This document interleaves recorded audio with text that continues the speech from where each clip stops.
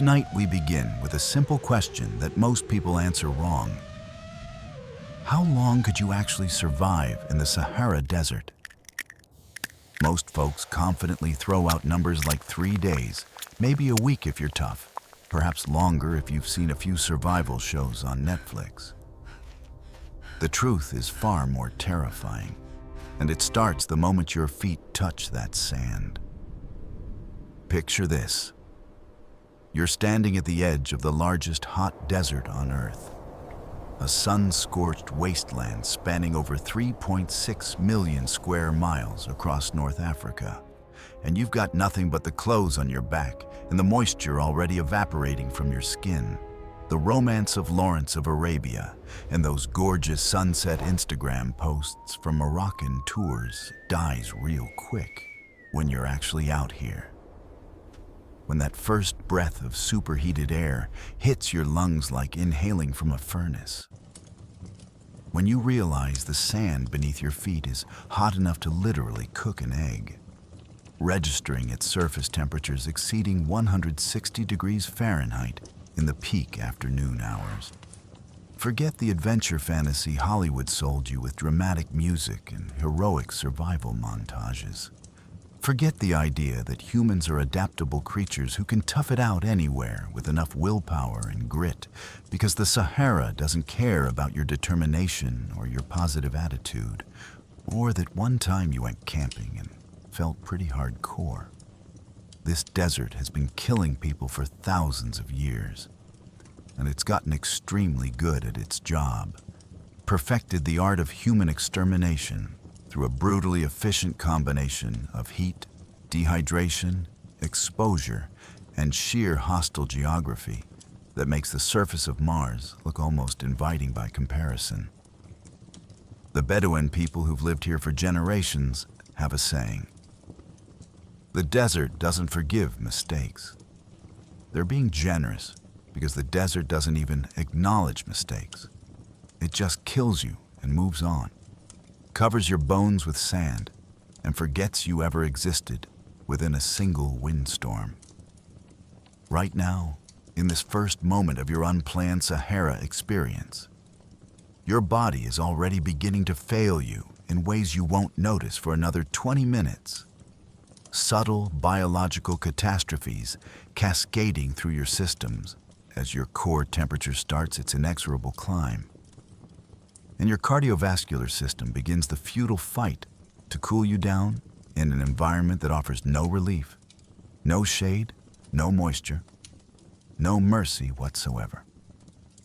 You're sweating already, which feels natural and right, except you don't have water to replace what you're losing. And that sweat is literally stealing your life minute by minute.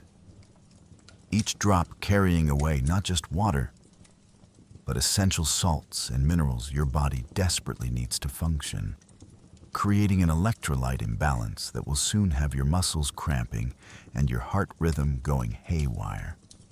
If you're enjoying this story, make sure to subscribe so you'll always know when a new one is uploaded. And I'd love to hear from you. Share in the comments where you're listening from and what time of day it is for you.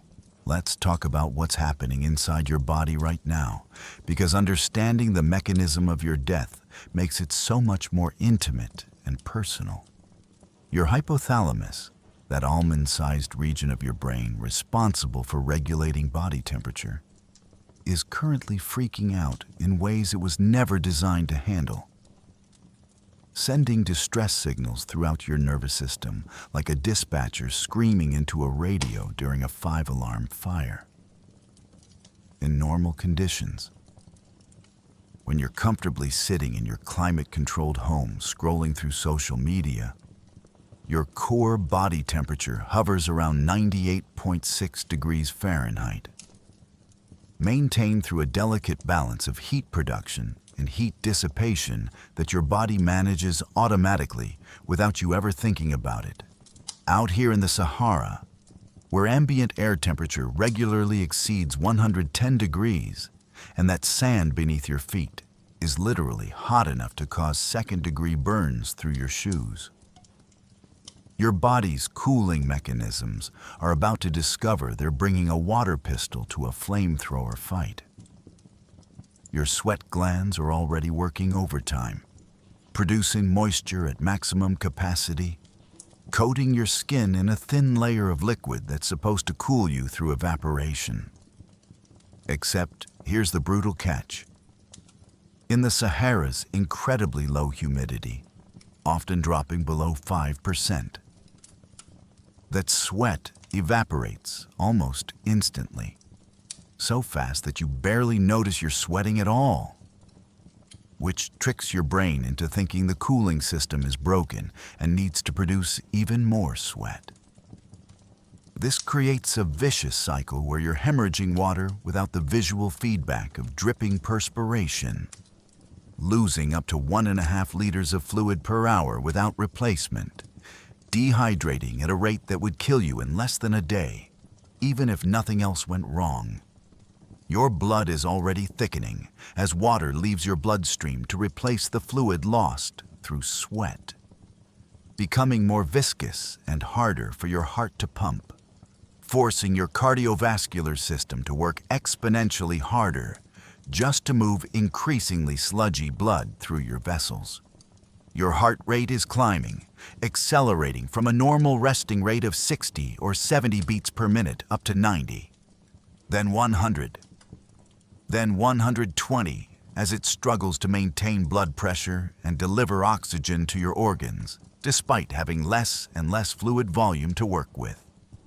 Meanwhile, your blood vessels are dilating, expanding near the surface of your skin in a desperate attempt to radiate excess heat, which drops your blood pressure even further and makes your heart work even harder in an exhausting feedback loop that's burning through your energy reserves at catastrophic speed. Your kidneys are already beginning to concentrate your urine, desperately trying to conserve every molecule of water, producing darker and darker urine as they filter waste products into less and less liquid, a biological strategy that works great for short-term water shortage, but becomes actively harmful when dehydration continues because those concentrated waste products can start crystallizing and damaging your kidney tubules. You're not thinking about any of this, of course, because right now you're still in that initial phase of disaster where your conscious mind is focused on the obvious discomfort, the heat, the sun, the thirst starting to scratch at the back of your throat, while your body is already staging a full-scale emergency response on every level from cellular to systemic. The electromagnetic radiation pouring down from that merciless sun isn't just making you hot. It's actively damaging your DNA with ultraviolet radiation at levels that would have triggered every warning alarm if you checked the UV index, which out here regularly hits 11 or higher on a scale that officially stops at 11 because anything beyond that is considered extreme and dangerous. Your skin cells are already experiencing mutations, your melanocytes desperately trying to produce protective pigment, your body's radiation damage control systems working frantically to repair broken DNA strands before they can become cancerous. Except repair mechanisms need energy and resources that you're running out of by the minute. Within the first 30 minutes of your Sahara experience, you've already lost approximately 1 liter of water through sweat, which might not sound catastrophic until you realize that represents about 20% of your total blood volume, and you have no way to replace it. Your mouth is getting dry now, genuinely dry in a way that drinking a glass of water back home never really addresses. That sticky, uncomfortable feeling when your tongue starts adhering to the roof of your mouth and your saliva turns thick and ropey because your salivary glands are shutting down to conserve moisture. You keep trying to work up some spit. Keep swallowing reflexively even though there's nothing to swallow. And each swallow gets harder and more uncomfortable as the mucous membranes in your throat begin to dry out and crack. Your lips are already starting to chap despite any lip balm you might have applied this morning. The delicate skin splitting in tiny fissures that sting when you lick them, which you keep doing instinctively, even though it makes everything worse, because that brief moment of moisture evaporates instantly and leaves your lips even drier than before. The thirst is becoming impossible to ignore now, graduating from background discomfort to active craving, your brain's thirst center lighting up like a Christmas tree, as osmoreceptors throughout your body detect the rising concentration of sodium and other solutes in your increasingly depleted blood supply. This isn't the casual, I could go for a drink thirst you experience during a normal day. This is your brain's emergency alarm system screaming that you're in immediate, life-threatening danger and need to find water right now or you're going to die. Except there is no water, not for hundreds of miles in any direction. And even if you knew which direction to walk, you couldn't make it there before your body failed completely. Your skin is losing elasticity, a phenomenon emergency medical responders call skin turgor, where properly hydrated skin snaps back instantly when you pinch it. But dehydrated skin stays tented up in a little ridge that slowly sinks back down. If you pinch the skin on the back of your hand right now and held it for a second, it would stay raised for several seconds after you let go.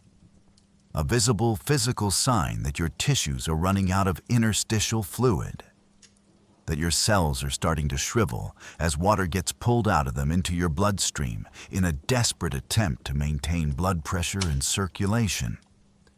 Your eyes are beginning to feel dry and gritty, like someone rubbed sand directly on your corneas, because your tear production is dropping, as your body ruthlessly prioritizes which moisture-producing systems get the remaining water and which ones get shut down. Blinking becomes uncomfortable. Each pass of your eyelid across your eyeball feeling scratchy and irritating. And you're developing a headache that starts at the base of your skull and creeps forward. A dehydration headache caused by your brain tissue literally shrinking as it loses water, pulling away from your skull and creating tension on the meninges and pain-sensitive structures inside your head. Your thinking is getting fuzzy around the edges, not obviously impaired yet, but subtly off, like trying to read through a smudged lens because your brain is extremely sensitive to dehydration. And even a 2% loss of body water starts affecting cognitive function, slowing your reaction time, muddling your judgment, making it harder to think clearly or make good decisions. This is particularly dangerous because right now you need every bit of mental clarity you can muster to have any chance of survival. And instead, your processing power is dropping precisely when you need it most. Your muscles are starting to feel weak and trembly, not dramatically so, but noticeably different from 30 minutes ago. Because dehydration affects muscle cell function and that electrolyte imbalance we mentioned earlier is getting worse. Sodium and potassium levels going haywire, interfering with the electrical signals that make your muscle fibers contract properly. If you try to do something physically demanding right now, try to run or climb or dig, you discover your strength and endurance have dropped significantly, your muscles fatiguing far faster than they should, cramping up with painful spasms as the electrolyte chaos disrupts normal muscle physiology. The sun is absolutely relentless, a white-hot disk hammering down radiation with an intensity that feels almost personal, almost malicious in its consistency and power. There's no escape from it out here, no tree to shelter under, no building to duck into, No cave or outcropping, or even a decent-sized rock to cast a shadow large enough to fit your body. The Sahara is remarkably flat in many regions. Endless rolling dunes or hard-packed plains that stretch to the horizon in every direction without a single vertical feature to interrupt the sun's direct line of sight to your increasingly sunburned skin. You're probably already thinking about shade, obsessing over it actually. Your heat-stressed brain fixating on the memory of shade like a drowning person fixating on air. Remembering what it felt like to step out of the sun into cool darkness and feeling that immediate relief as your skin stopped absorbing radiation. But there is no shade here. And even if you tried to create some by draping a piece of clothing over your head, you'd just be trapping heat against your skull while still allowing sunlight to penetrate the fabric and continue cooking you from above. The UV index at this latitude and altitude, with zero cloud cover and the sun approaching its zenith, is genuinely off the charts, pumping out ultraviolet radiation at levels that would cause sunburn in unprotected skin in less than 10 minutes. Your exposed skin is already turning red, the visible sign of UV damage as your skin cells die en masse and trigger an inflammatory response. Blood rushing to the affected areas in a futile attempt to repair the damage. If you're fair-skinned, you're getting absolutely destroyed right now. Your melanin-poor skin offering virtually no natural protection against this onslaught of radiation. Your cells experiencing DNA damage that will continue accumulating for hours after you finally get out of the sun, assuming you survive long enough for that to matter. Even if you're naturally darker skinned with more melanin protection, you're still taking damage, just at a slightly slower rate, because no amount of natural pigmentation was designed to handle this level of continuous exposure without any break or relief. The backs of your hands are particularly vulnerable, getting hammered with direct sunlight as they hang at your sides. The thin skin there already starting to feel tight and hot to the touch. Early-stage sunburn progressing rapidly towards second-degree burns if you stay out here long enough. Your scalp is another disaster zone, especially if you have thinning hair or any bald spots. The skin up there even more delicate than your face and completely unaccustomed to direct sun exposure, already turning pink and tender. Your ears are burning, your neck is burning. That little strip of skin where your collar gaps away from your throat is burning. Every square inch of exposed flesh is being systematically destroyed by electromagnetic radiation from a ball of fusing hydrogen 93 million miles away. The heat itself is starting to feel surreal, almost hallucinogenic. Waves of it rippling up from the sand, invisible distortions that make the horizon shimmer and dance. You've heard the term mirage before, probably seen them in cartoons. But experiencing a real desert mirage is genuinely disorienting because your brain knows it's not real. But your eyes are absolutely convinced they're seeing water pooled on the sand in the distance. A shimmering lake that retreats as you walk toward it, staying forever just out of reach. These mirages aren't hallucinations. They're actual optical phenomena caused by light bending as it passes through layers of air at drastically different temperatures. The superheated air near the ground acting like a lens and creating reflected images of the sky that your water-desperate brain interprets as water. Knowing this doesn't make them any less maddening or any easier to ignore when your thirst-crazed mind is screaming at you to go investigate that obviously real pool of water just a few hundred yards ahead. You need to make a decision about which direction to walk.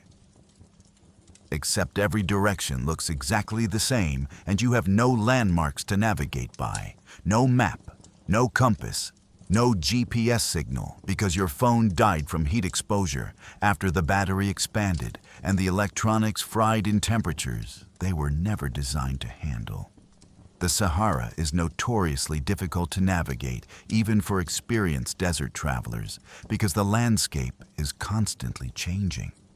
Wind-moving sand dunes around like furniture, erasing any trail or landmark you might have used to maintain your bearing. Those beautiful rolling dunes you see in photographs are actually migrating across the desert floor at rates of up to 50 feet per year. The wind carrying sand grain by grain from the windward side up and over the crest to fall down the leeward slope. The entire dune walking slowly across the landscape like a geological glacier. This means that even if you had been here yesterday and memorized the terrain, it would look different today. Familiar features shifted or disappeared entirely. New dunes appearing where flat ground existed before. Without a compass or the ability to navigate by sun position and time of day, most people end up walking in circles, literally circles, because humans have a natural tendency to curve slightly to their dominant side when walking without external reference points. A quirk of bilateral asymmetry that's harmless during a casual stroll through the park, but deadly in an environment where every step in the wrong direction brings you closer to death. You might think you're walking in a straight line towards some distant feature on the horizon, maintaining your bearing through sheer concentration and willpower. But studies show that people lost in featureless environments inevitably curve back on themselves, sometimes crossing their own trail multiple times without realizing it, wasting precious energy and water reserves traveling in elaborate loops that bring them right back to where they started. The sun does move across the sky in a predictable arc, rising in the east and setting in the west, even here in the Sahara. But using it for navigation requires knowing the time of day and having enough mental clarity to perform the calculations necessary to determine which direction you're facing based on sun position. Your dehydrated, heat-stressed brain is already struggling with basic cognition, and trying to do celestial navigation with impaired mental function is how people end up walking confidently in exactly the wrong direction, absolutely certain they're heading towards civilization when they're actually heading deeper into the emptiest part of the desert. At night, if you survive that long, you could theoretically navigate by the stars, finding the North Star and using it to maintain a northward heading. Except this assumes you know which way you want to go and whether north is actually the direction of the nearest human settlement. Which it might not be, because the Sahara is so vast that you could walk north for 500 miles and still be in the middle of absolutely nowhere. The nearest actual town or village could be in any direction, and without knowing where you started or where you're trying to get to, you're essentially spinning a roulette wheel every time you pick a direction and start walking. Let's say you get lucky and randomly choose a direction that would eventually lead you to civilization if you could maintain it perfectly. You're still looking at walking potentially hundreds of miles across terrain that varies from soft sand that exhausts your legs after just a few minutes, to hard-packed rocky ground studded with sharp stones that will shred your shoes and then your feet. You don't have hundreds of miles worth of walking in you. Not in this heat, not without water, not even close. Let's talk about what happens when your core body temperature hits 103 degrees Fahrenheit, which it absolutely will within the next hour if you don't find shade and water immediately. At this temperature, you're entering the medical condition known as hyperthermia, specifically heat exhaustion transitioning toward heat stroke. And your body is beginning to actively fail in cascading ways that feed into each other and accelerate your decline. Your brain function is noticeably impaired now. Not just fuzzy thinking, but actual cognitive deficits, difficulty concentrating, problems with short-term memory, inability to make rational decisions or accurately assess your situation. You might start making genuinely stupid choices, like taking off your clothes because you feel hot, which seems logical to your overheated brain, but actually removes your only protection against solar radiation and makes everything worse. You might decide to run toward that mirage, burning through your remaining energy in a futile sprint toward something that doesn't exist, collapsing in the sand after 50 yards with your heart hammering and your muscles in full revolt. You might sit down to rest and then discover you don't have the strength or motivation to stand back up again. Your will to continue evaporating along with your sweat. The medical literature describes heat stroke victims found dead, still sitting upright, having simply shut down in place, their bodies unable to continue, and their minds too confused to understand the danger or take corrective action. Your coordination is deteriorating. Your fine motor control going haywire, hands trembling when you try to perform simple tasks. Your gait becoming unsteady and staggering like a drunk person, which is actually somewhat accurate because the brain impairment from severe dehydration and hyperthermia is not entirely dissimilar to alcohol intoxication, both conditions interfering with cerebellar function and executive decision-making. You might start slurring your words if you try to speak, though there's nobody to speak to out here and your mouth is too dry to form coherent sounds anyway. Your vision is getting weird, developing dark spots and tunnel vision as your blood pressure continues dropping and your brain starts getting inadequate oxygen. The visual cortex being particularly sensitive to reduced blood flow and beginning to glitch like a failing computer monitor. Some heat stroke victims report full-blown hallucinations at this stage, seeing people who aren't there, hearing voices, experiencing vivid sensory phenomena generated entirely by their malfunctioning brains, desperately trying to make sense of contradictory inputs and failing systems. You might see your family standing in the sand, calling to you. Might hear a helicopter that doesn't exist. Might become absolutely convinced that there's a road just over the next dune.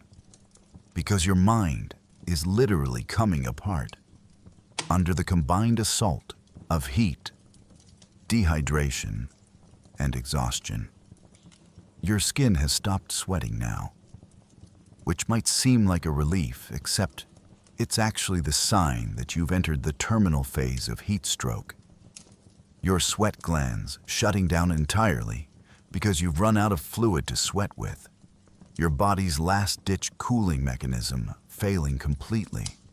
Your skin feels hot and dry to the touch, flushed bright red from the vasodilation and sunburn, radiating heat like a stove because your core temperature has climbed to 105 degrees or higher, and you've lost the ability to dissipate it. At 106 degrees, proteins in your body begin to denature, literally cooking like eggs in a pan. Enzyme systems that keep your cells functioning start breaking down. Cellular membranes lose their integrity and begin to leak. Your brain tissue swells inside your skull, putting pressure on vital structures. At 108 degrees, which you'll reach soon if this continues, you're experiencing multiple organ failure. Your kidneys shutting down as the tubules get damaged beyond repair. Your liver failing as hepatocytes die en masse. Your heart developing dangerous arrhythmias as the heat damages the electrical conduction system. Your brain experiencing seizures as neurons fire chaotically and then die. The hallucinations are getting worse now. more vivid and more convincing, your dying brain generating entire scenarios and populating them with people and sounds and even smells that exist only in your failing neural circuits. You might see your mother standing 20 feet away, calling your name, so real that you could describe what she's wearing, could see her lips moving and hear her voice with perfect clarity. Except she's not there. She's nowhere near the Sahara. She's probably thousands of miles away, going about her day with no idea that you're dying in the sand. You might hear a car engine, that distinctive rumble of a vehicle approaching. Might even see headlights in the distance and start waving frantically for help. Stumbling toward the sound with the last reserves of your strength, only to have it disappear as you get closer because it was never there to begin with. Some victims of extreme heat exposure report having entire conversations with rescue workers who don't exist, receiving water from hallucinated people, being loaded into phantom helicopters, experiencing vivid, detailed rescue scenarios while their actual bodies lie motionless in the sand, continuing to die. The cruelest part is how real these hallucinations feel. How your compromised brain accepts them as genuine sensory input and reacts accordingly, flooding you with hope and relief that's entirely misplaced and only makes the return to reality more devastating. You might hallucinate shade, might see a tree or building that your brain desperately wants to exist, might walk toward it with renewed energy, only to have it vanish or reveal itself as just another dune or rock formation that looks nothing like what you thought you saw. The psychological torture of this is almost worse than the physical suffering. This constant cycle of hope and crushing disappointment. Your mind playing tricks on itself because the alternative is accepting that you're alone and dying and there's no help coming. Meanwhile, your body continues its involuntary shutdown sequence. Systems failing in a predetermined order, like lights going out in a building during a power failure. Your kidneys have stopped producing urine entirely, going into acute renal failure as the combination of dehydration, hyperthermia, and rhabdomyolysis. The breakdown of muscle tissue overwhelms their ability to filter blood and maintain homeostasis. The waste products that your kidneys normally remove are accumulating in your bloodstream, urea and creatinine climbing to toxic levels, poisoning you from within even as you're being cooked from without. Your liver is struggling, unable to perform its hundreds of essential metabolic functions, unable to synthesize the proteins your blood needs to maintain oncotic pressure and keep fluid in your vessels where it belongs instead of leaking out into your tissues. You're developing peripheral edema despite being catastrophically dehydrated, your ankles and feet swelling as fluid leaks out of your capillaries. A paradoxical sign that your vascular system is collapsing even as you're dying of thirst. Your intestines have shut down, all blood flow redirected away from your digestive tract to try to maintain circulation to your brain and heart. The lining of your gut becoming ischemic and starting to die, potentially releasing bacteria into your bloodstream if you survive long enough for that to matter, which you won't. Your immune system is failing, white blood cell counts dropping as your bone marrow struggles to function in these hostile conditions, leaving you vulnerable to any infection, though infection is currently the least of your problems. Your blood is so thick now that it's barely flowing. Your heart struggling to push it through your vessels, working harder and harder with less and less success. The cardiac muscle itself overheating and beginning to fail. Electrical conduction going haywire. Arrhythmias developing your heartbeat becoming irregular and ineffective, unable to maintain blood pressure or adequate circulation. Your brain is dying now. Actual neuronal death occurring as cells starve for oxygen and glucose and literally cook in the elevated temperature inside your skull. The human brain is exquisitely sensitive to temperature, designed to function in an incredibly narrow range around 98.6 degrees. And every degree above that causes exponential increases in cellular damage and dysfunction. At core temperatures above 106 degrees, which you hit 10 minutes ago, brain cells begin dying at catastrophic rates, membrane integrity breaking down, ion pumps failing, neurons losing their ability to maintain the electrical potential necessary for signaling. Entire regions of your brain going dark, like neighborhoods losing power during a blackout. Your cerebellum, responsible for coordination and balance, is heavily damaged, which is why you can barely walk anymore, why you keep falling and having trouble getting back up. Your motor control reduced to clumsy, uncoordinated movements that look almost like a puppet with cut strings. Your frontal cortex, the seat of executive function and rational thought, is severely impaired, which is why you're no longer capable of making good decisions or even understanding that you need to make decisions. Your ability to plan and reason and evaluate consequences essentially offline. Your hippocampus, critical for forming new memories, is damaged to the point where you're experiencing anterograde amnesia, unable to create new memories, living in an eternal present where each moment exists in isolation without connection to what came before or what might come after. If you somehow survive this, which you won't, you'd have no memory of these final hours. Your brain unable to encode experiences into long-term storage because the cellular machinery required for memory formation is broken. Your hypothalamus is still sending distress signals, still trying to coordinate a response to the hyperthermia. But the systems it's trying to activate are no longer responding. The feedback loop's broken. The regulatory mechanisms that normally maintain homeostasis completely overwhelmed and shutting down one by one.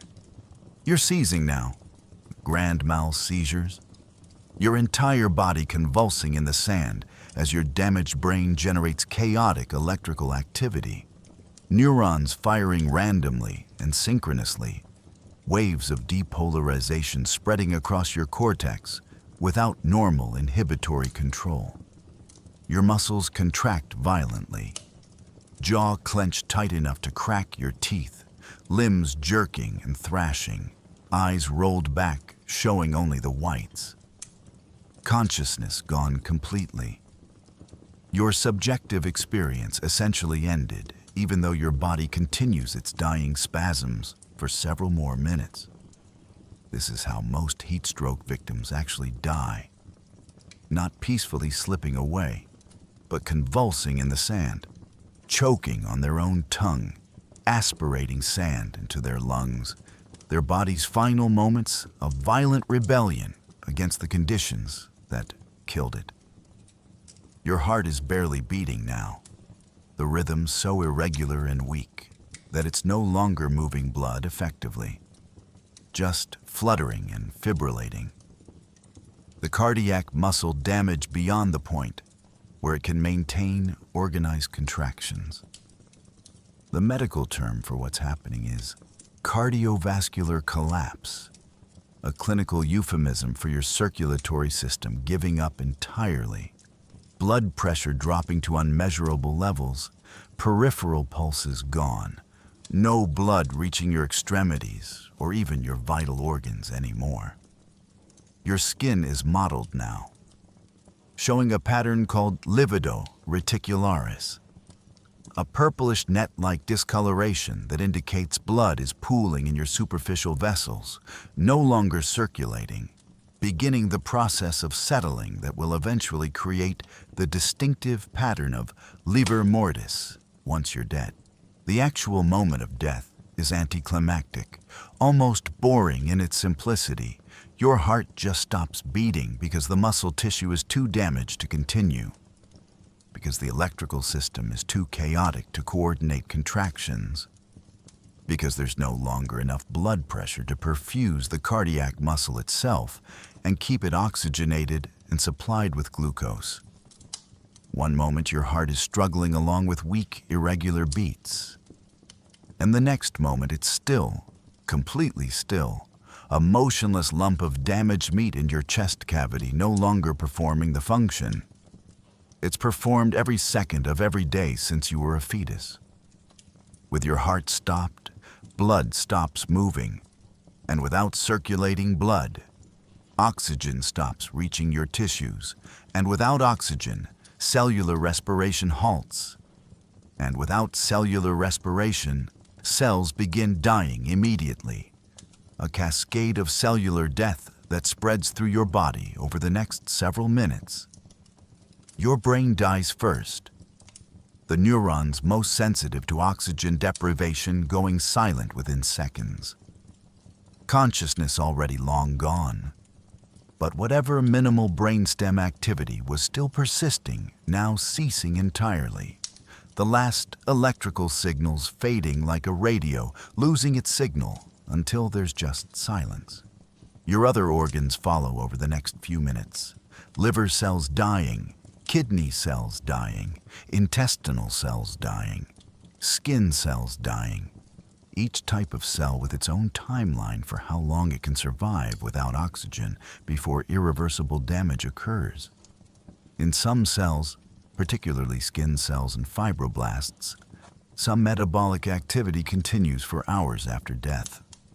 Cells burning through their local stores of ATP and nutrients before finally running out of energy and shutting down completely. But for practical purposes, you died the moment your heart stopped and your brain lost oxygen. Your body temperature continues to rise for a little while, even after death, a phenomenon called post-mortem hyperthermia that occurs when someone dies in extreme heat. The body continuing to absorb environmental heat without any cooling mechanisms still operating. Your corpse getting hotter than you were when you were alive until it eventually reaches equilibrium with the surrounding air temperature. The sun continues to beat down on your dead body, continues to burn your skin and bleach your hair and desiccate your tissues, turning your corpse into a mummified husk over the course of hours and days. The dry desert air is actually excellent for preservation, the low humidity preventing bacterial decomposition and putrefaction. So instead of rotting you dry out, your soft tissues becoming leathery and tough. Your skin shrinking tight against your bones, your eyes desiccating in their sockets, your lips pulling back from your teeth in the characteristic death grimace. Without moisture, the bacteria that normally break down a corpse can't function effectively. So your body undergoes a process called natural mummification, essentially turning into leather and bone, preserved indefinitely in the same position you died in.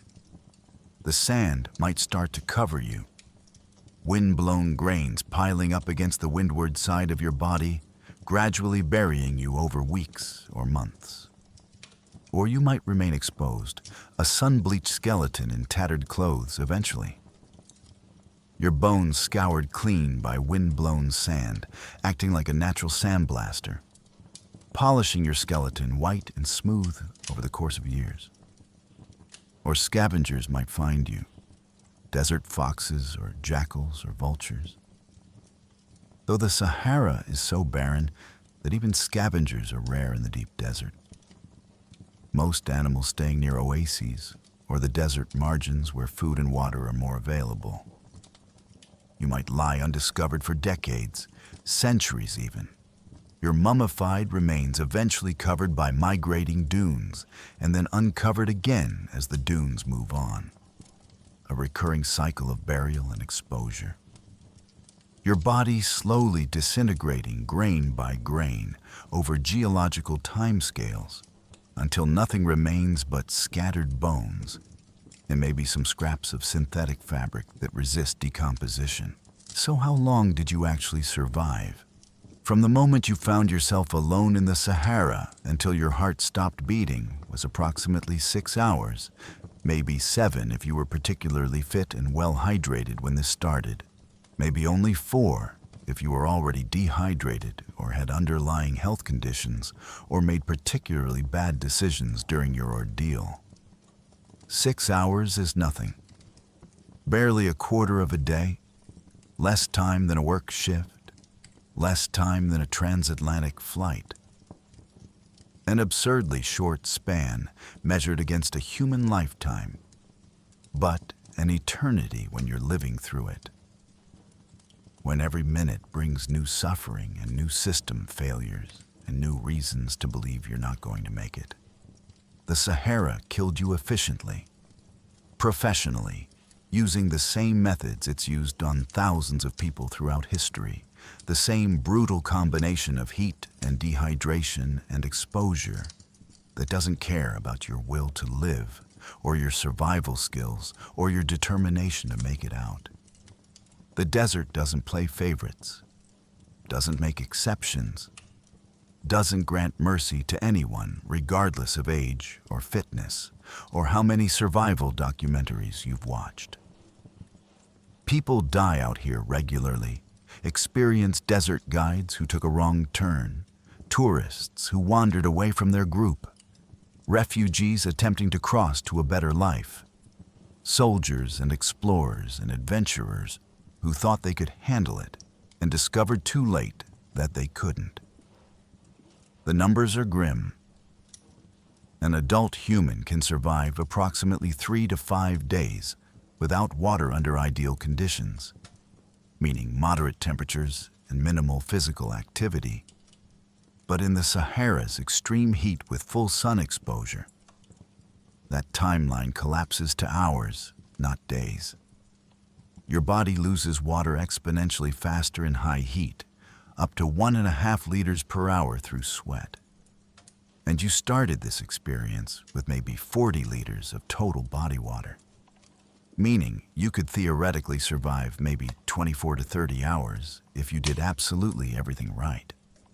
Found shade immediately, stayed completely still to minimize water loss, rationed your body's water like a miser. But you didn't do everything right because you couldn't. Because there was no shade to find, and no water to drink, and no realistic way to avoid the heat or the sun or the physical exertion of trying to save yourself. So instead of 24 hours, you got 6. And 6 hours was probably generous, considering how many things went wrong, how quickly your body temperature climbed, how severely your judgment became impaired, how early your organs started failing. The truly terrifying part is how little control you had over any of it. How rapidly the situation deteriorated beyond any point where your actions or decisions could change the outcome. How quickly you went from uncomfortable but functional to dead, without any clear threshold where you might have turned things around. There was no moment where you could have tried harder, or been tougher, or dug deeper and changed the result. Because by the time you realized how serious this was, your body was already failing in ways that made survival impossible, regardless of what you did next. The Sahara is unforgiving in the most literal sense. It offers no forgiveness for mistakes because it doesn't acknowledge that mistakes were made. It just kills you with the same indifferent efficiency. It kills everything else that can't survive in its environment. And then it continues existing exactly as it did before. Unchanged and uncaring, ready to kill the next person who underestimates it. Let's rewind and talk about what you should have done differently. Not because it would have saved you in this particular scenario where you appeared in the Sahara with literally nothing, but because understanding desert survival might matter someday when you have at least some resources to work with. The single most important factor in desert survival is water, obviously. But not just having water, knowing how to conserve the water already in your body while you search for more. Every action you take, every breath you draw, every step you walk costs you water. And in an environment where replacement water doesn't exist, conservation becomes more important than any other consideration, including finding civilization or building shelter or signaling for rescue. The Bedouin people who've survived in the Sahara for thousands of years understand this intuitively, building their entire lifestyle around water conservation, wearing loose flowing robes that seem counterintuitive to Westerners who think less clothing means staying cooler, but actually create an insulating layer of air that reduces both heat absorption and sweat evaporation, covering their heads with cloth that protects from direct sun while allowing some air circulation, moving slowly and deliberately to minimize exertion and water loss. They travel during the coolest parts of the day, early morning and late evening, and rest during the brutal afternoon hours in whatever shade they can find or create. Understanding that walking during peak heat is essentially suicide no matter how urgent your journey seems. They know which plants indicate underground water, which rock formations might have collected dew or rare rainfall in shaded crevices, which directions to travel to find oases or seasonal water sources, knowledge accumulated over generations of trial and error where the errors meant death. You don't have any of this knowledge. And even if you did, you don't have the tools to apply it. No shovel to dig for water, no container to collect it in if you found it. No method to purify it if you somehow located a contaminated source. The classic survival advice about finding water in the desert involves things like following animal tracks to water sources.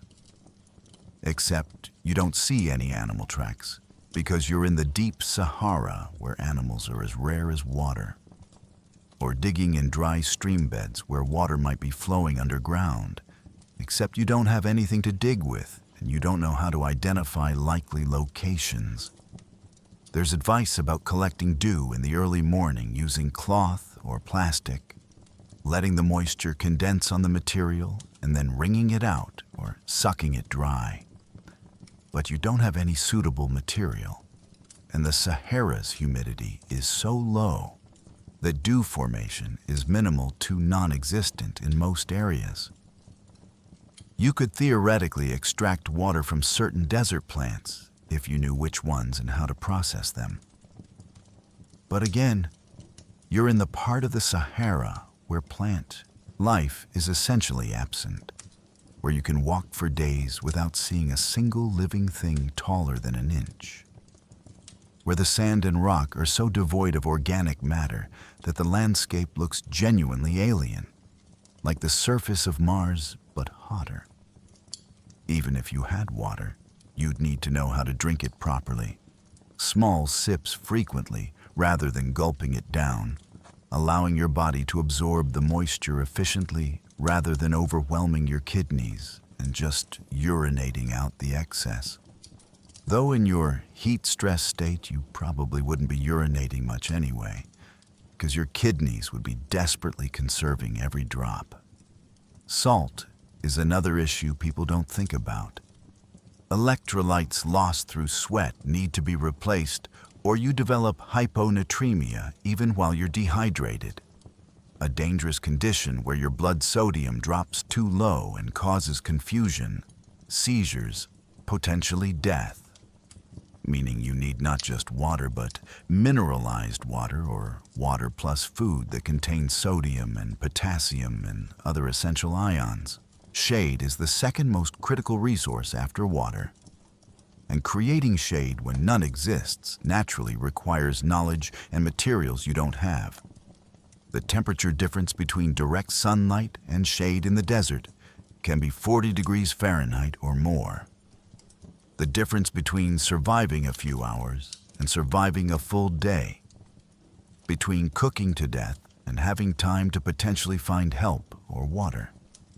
Desert survival experts talk about using emergency blankets or tarps to create sun shelters, stretching reflective material between rocks or sticks to create a shaded area underneath, orienting the shelter to block the sun's path while allowing air circulation to prevent heat buildup. But you don't have an emergency blanket, don't have a tarp, don't have rope or stakes or poles. You have literally nothing to work with except maybe your clothes. And using your shirt as a sunshade means exposing your torso to direct sunlight and severe sunburn. Trading one problem for another without actually improving your situation. You could try to dig into the sand, excavating a pit that puts you below the surface where the sand might be slightly cooler and where the pit walls might offer minimal shade for part of the day. But digging in loose sand without tools is nearly impossible. The sand constantly collapsing back into any hole you create.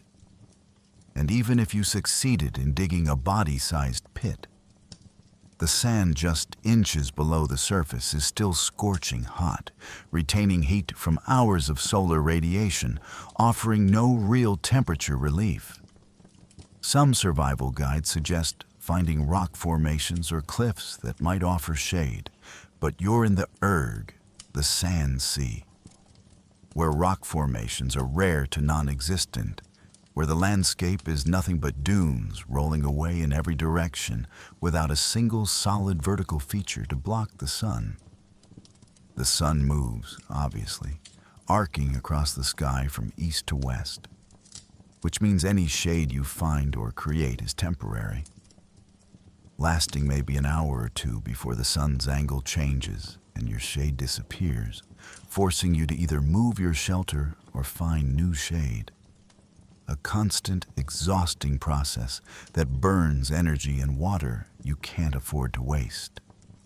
At night, if you survive until night, the temperature drops dramatically. The same lack of cloud cover and humidity that makes the days so brutal, allowing heat to radiate away into space rapidly once the sun sets. Temperatures potentially dropping 50 or 60 degrees from the daytime high down to near freezing in some seasons. This wild temperature swing, called diurnal temperature variation, is characteristic of deserts and creates its own survival challenges, hypothermia replacing hyperthermia as the immediate threat. Your sun-damaged, dehydrated body struggling to maintain core temperature as the environment goes from oven to freezer in a matter of hours. You need insulation at night. Need to preserve body heat, which means those same clothes you might have considered using for sunshade during the day become critical survival gear after dark. Your only protection against losing heat faster than your metabolism can generate it. Desert survivors have died of exposure at night after surviving the daytime heat, their bodies too damaged and depleted to handle the temperature swing, dying of cold in a desert that was trying to cook them alive just hours earlier. A bitter irony that highlights how hostile the Sahara is across the entire 24-hour cycle. Navigation without instruments requires understanding celestial mechanics and having the mental clarity to apply that knowledge, both of which are in short supply when you're dehydrated and heat-stressed and fighting for survival.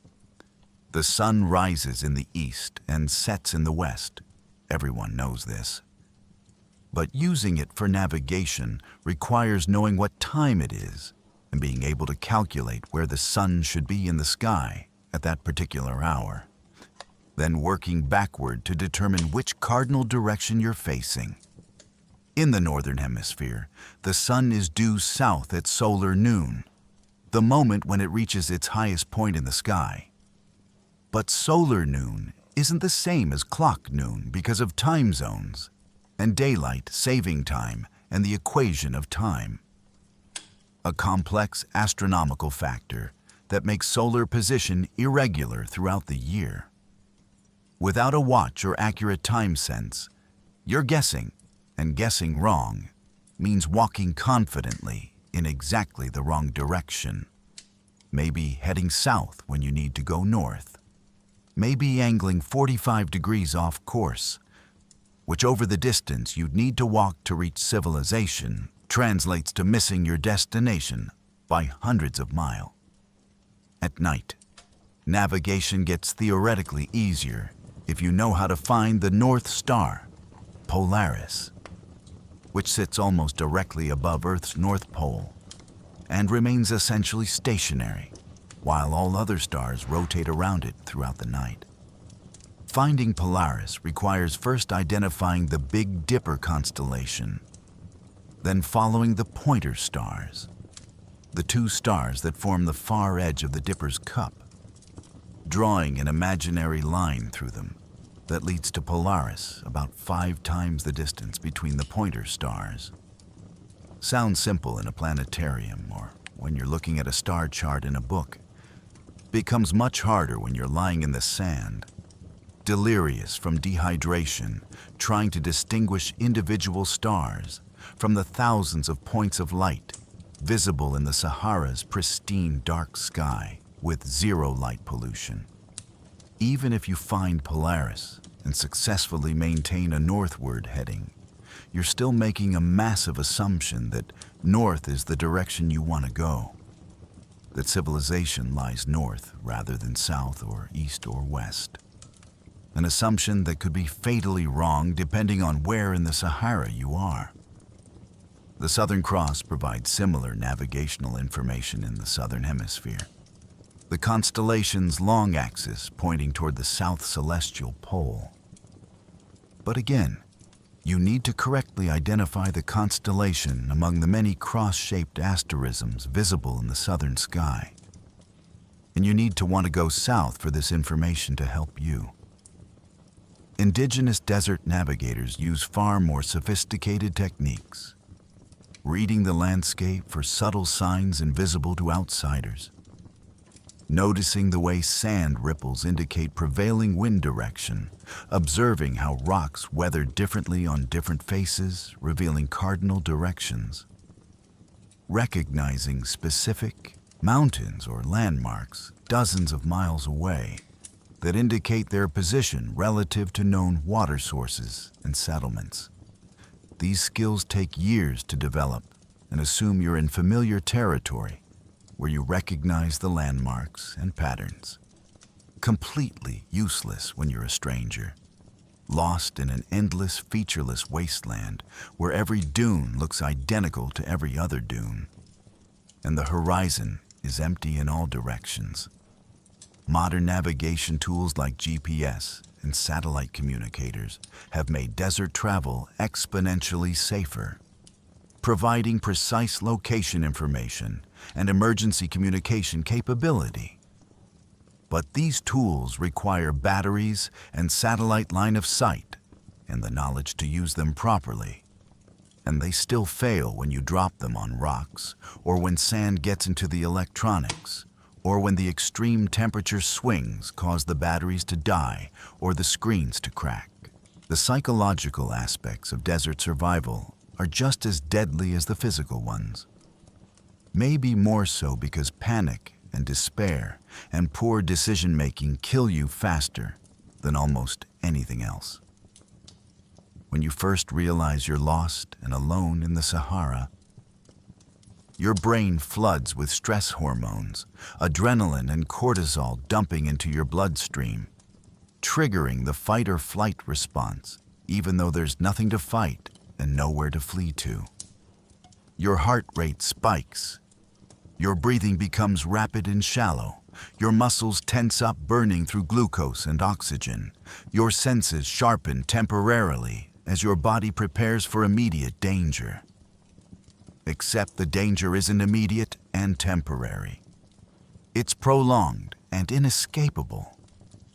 And maintaining high alert status drains your resources catastrophically fast. Panic makes you do stupid things, makes you run when you should stay still, makes you scream for help when you should conserve your breath and moisture, makes you thrash around burning energy instead of sitting down and thinking rationally about your situation. Survival psychology experts talk about the rule of threes, a rough guideline that says you can survive 3 minutes without air, 3 hours without shelter in harsh conditions, 3 days without water, 3 weeks without food, a mental framework that helps you prioritize your immediate needs and avoid wasting effort on things that won't kill you in the short term. But applying the rule of threes requires calm, rational thinking, requires being able to assess your situation objectively and make a plan. And your panic-flooded, oxygen-starved, dehydrated brain is not capable of calm, rational thinking, is barely capable of thinking at all beyond the screaming urgency of, I'm gonna die, I need to do something right now. The isolation compounds everything. The absolute certainty that nobody knows where you are, that nobody is looking for you, that you could die here, and it might be months or years before anyone finds your body, if they ever find it at all. Humans are social animals, wired for connection and community. And the complete absence of other people triggers deep primal fears that go beyond rational concern about physical survival into existential terror about dying alone and forgotten. Some people in survival situations report talking to themselves or to imaginary companions, creating voices and personalities to fill the horrible silence. Their minds manufacturing social interaction because the alternative is unbearable psychological isolation. Others describe a kind of dissociation, a mental separation where part of them watches from outside their body, observing their own suffering with detached curiosity. A psychological defense mechanism that protects the core self from the full horror of what's happening. Religious people might pray, might have conversations with God or deceased loved ones, finding comfort in the belief that they're not truly alone, even if no human is present. That there's some larger meaning or purpose to their suffering, even as they're dying in the sand. Atheists and agnostics face the existential void more directly, confronting the randomness and meaninglessness of their death. The universe's complete indifference to their suffering, the fact that their death won't matter to anyone or anything except maybe their immediate family, and even that grief will fade with time. Some people give up, just quit, decide that fighting is pointless and dying is inevitable.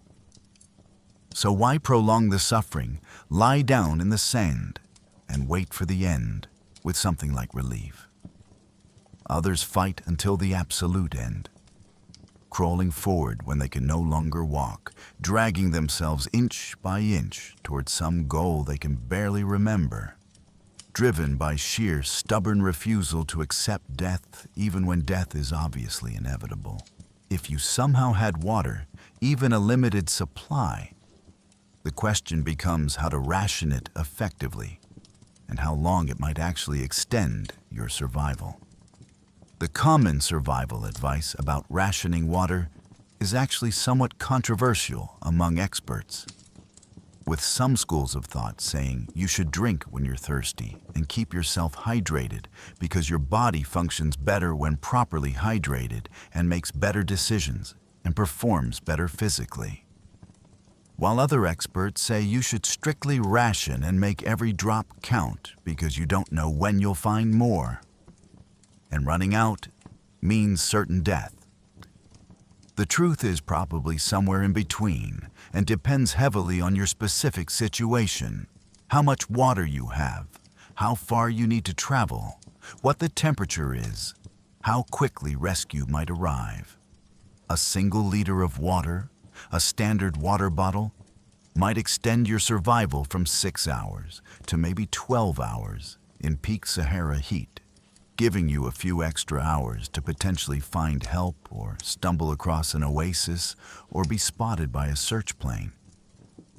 But it's not going to save you by itself. It's just buying you time and hoping that time is enough. 2 liters might get you through a full day, maybe into the second day if you're extremely disciplined about rationing and lucky about the temperature staying moderate and smart about finding shade and minimizing exertion.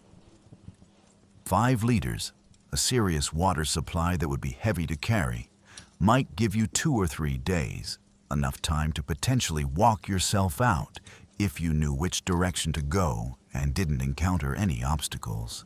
Though carrying 5 liters of water in the heat is exhausting and makes you sweat more, which means you need more water, which creates another vicious cycle. The key is that water alone isn't enough. You need water plus knowledge, plus luck, plus good decision-making. And missing any one of those components probably means you still die just on a slightly longer timeline. Contaminated water presents its own dilemma.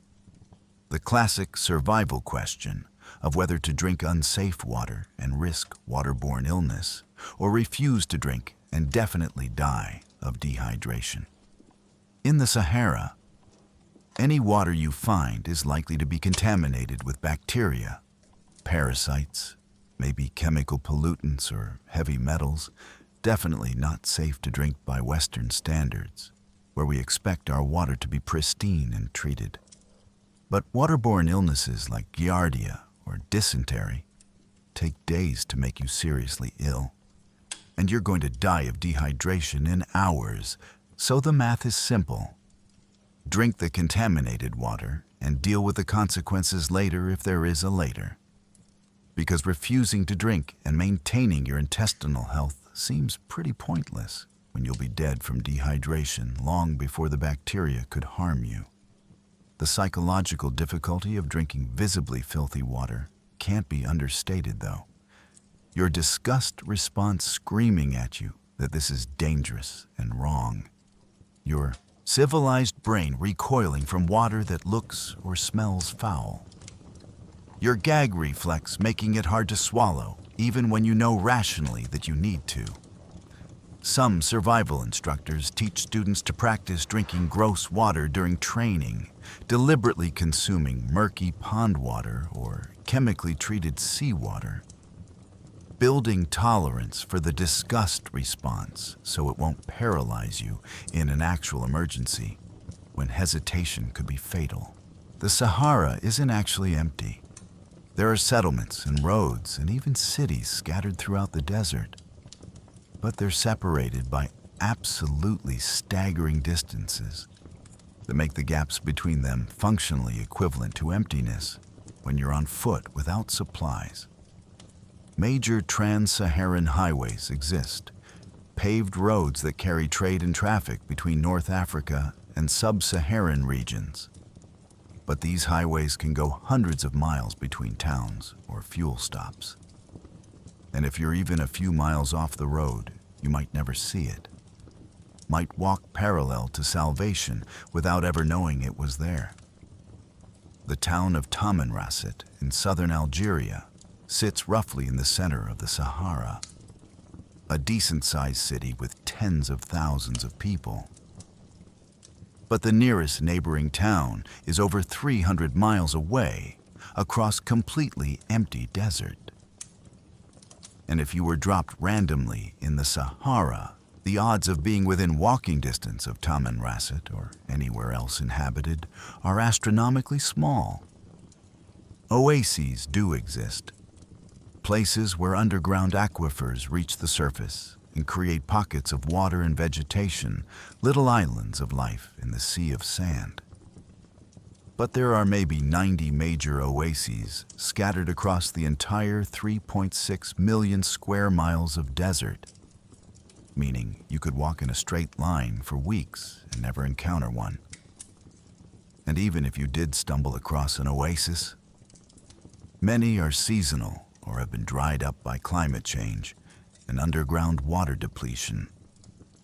The old caravan routes that crisscrossed the Sahara for centuries, connecting the Mediterranean coast with the kingdoms of West Africa, were carefully mapped chains of oases and wells. The routes planned so that travelers never had to go more than a few days between water sources. Knowledge accumulated over generations of merchants and guides who knew every waterhole and landmark. But even these established routes were deadly. Caravans regularly losing people to thirst or heat or sandstorms. The bones of travelers and camels marking the trails. The desert claiming a percentage of every group that dared to cross. Modern travelers stick to the highways and bring massive amounts of water and fuel, turning the crossing into a long but manageable drive instead of a months-long odyssey with significant mortality rates. Off the established routes, away from the roads and oases and settlements, you're in what's effectively terra incognita, unexplored wasteland where nobody goes and nobody lives, and nothing happens except wind and sand and occasionally rain once every few years that creates flash floods and then evaporates.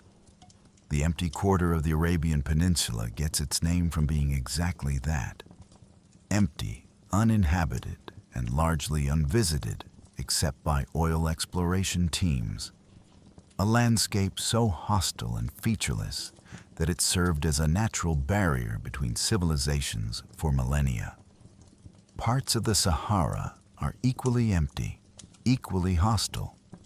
Regions where you could be the only human being within 10,000 square miles, where you could scream at the top of your lungs and nobody would hear you, where you could fire a signal flare or light a bonfire and nobody would see it because there's nobody there to see anything.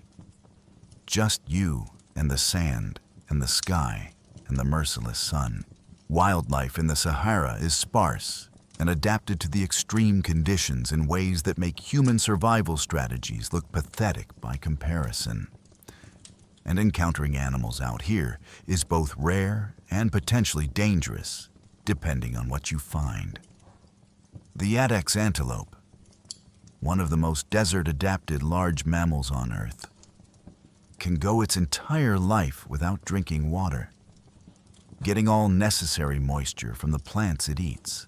Its body so efficient at conserving water that its urine is thick as syrup, and its feces are dry pellets with almost no moisture content. The fennec fox, that cute little desert fox with enormous ears, is nocturnal and spends the brutal day hours in underground burrows where the temperature stays relatively cool, emerging only at night to hunt, its oversized ears acting as radiators to dissipate excess body heat into the cool night air. Camels, the iconic desert animals that enabled trans-Saharan trade and travel, are biological marvels of water conservation, able to drink enormous amounts at once and store it effectively.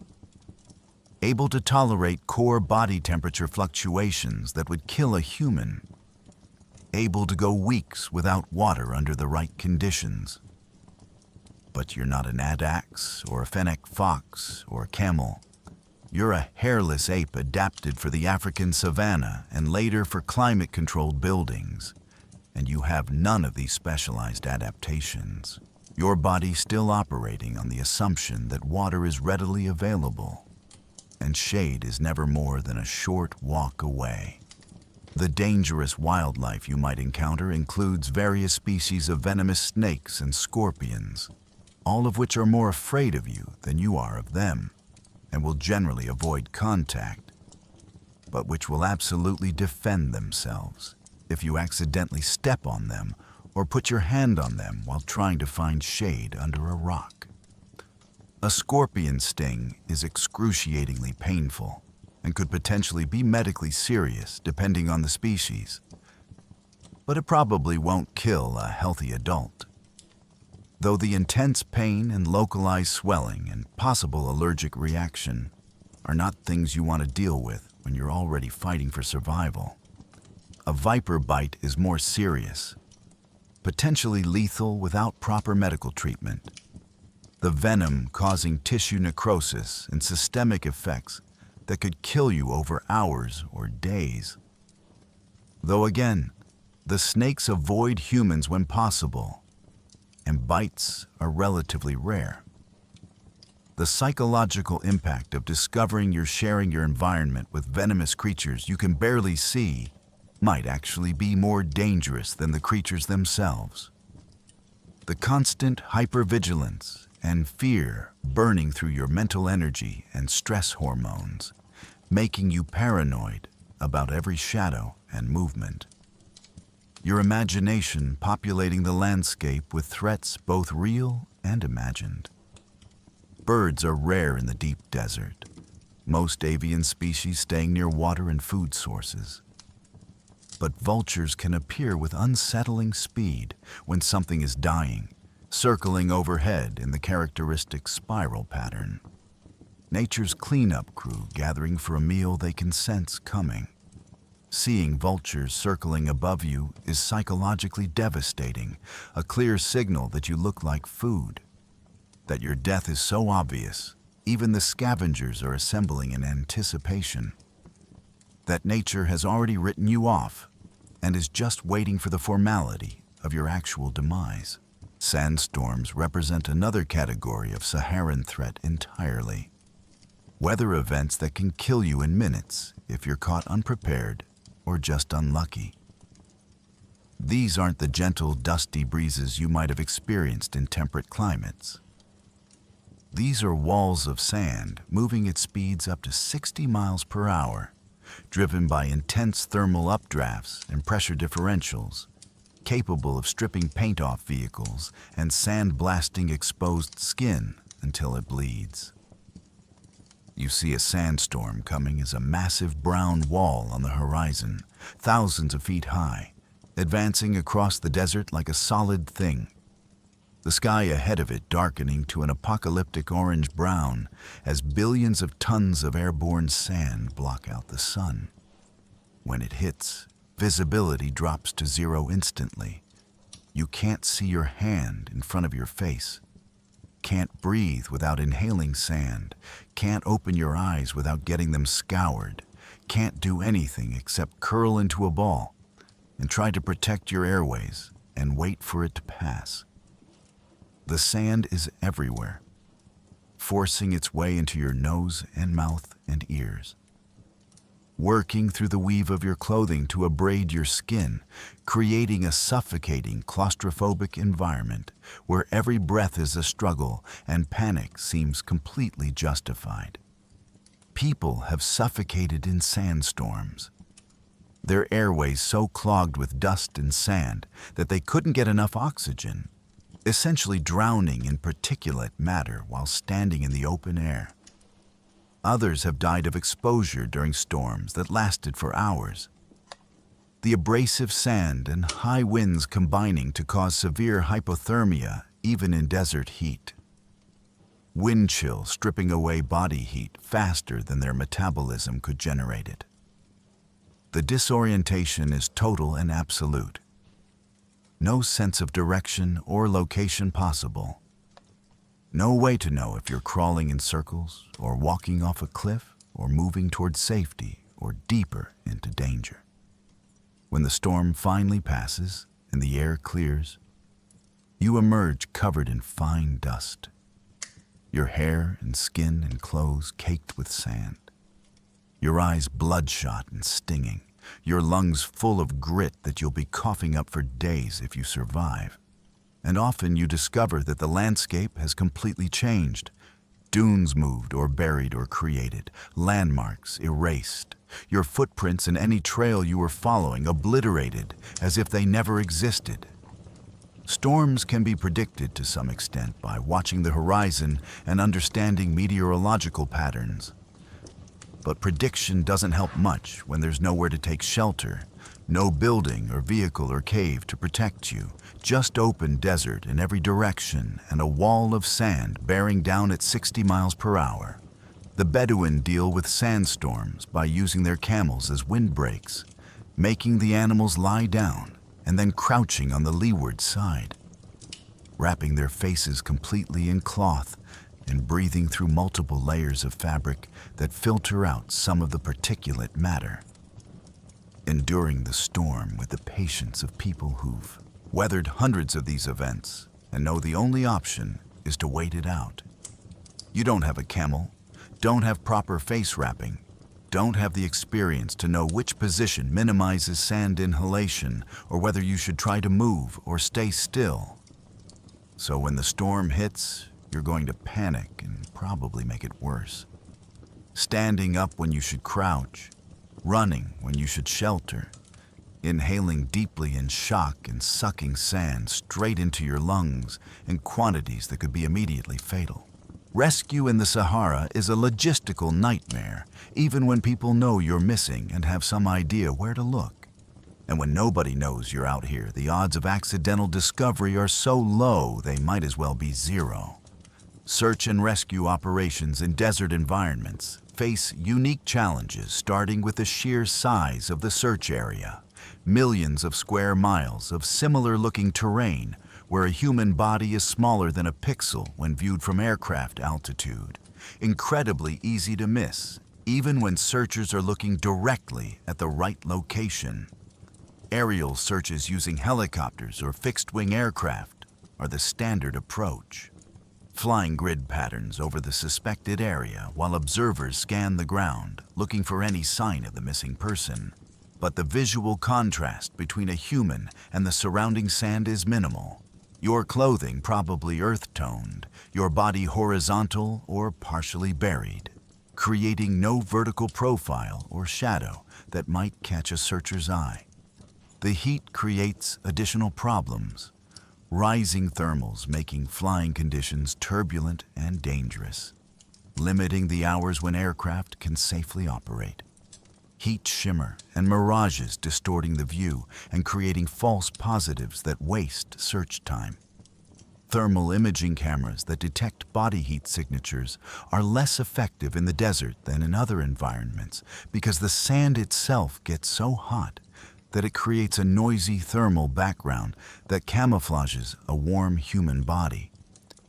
And if you're already dead or dying, and your body temperature has dropped or equalized with the environment, thermal imaging won't detect you at all. Ground search teams face even worse challenges. The distance is too vast to cover on foot, the terrain exhausting to traverse, the heat dangerous even for the searchers themselves who need massive amounts of water and rest breaks and risk becoming casualties themselves if they push too hard.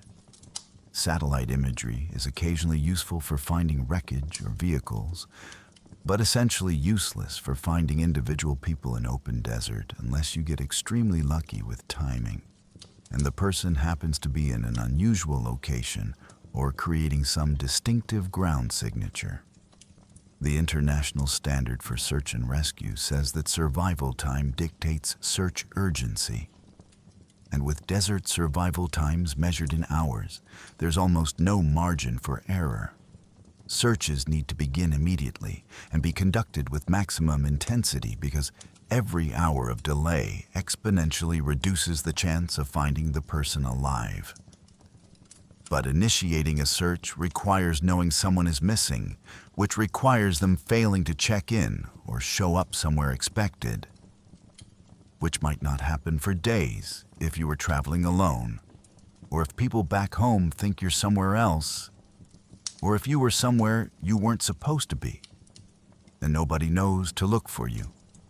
By the time anyone realizes you're missing and figures out where to search, you've been dead for days. Your body already in advanced stages of mummification, the window for rescue long closed.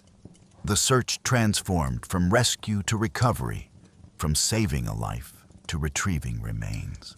The question of whether you could have survived with perfect knowledge and perfect decisions is actually interesting, because it highlights just how narrow the margin for error is, even under ideal circumstances. Let's imagine you appeared in the Sahara with your current physical condition, but with the complete accumulated knowledge of the world's best desert survival experts downloaded directly into your brain. You immediately recognize where you are and understand the threat level. You don't panic, you make all the right calls. Your first action is to stop moving. Find or create whatever minimal shade you can, and assess your resources and situation calmly. You ration your metabolic energy. Stay as still as possible. Minimize sweating by avoiding exertion and staying in whatever shade exists.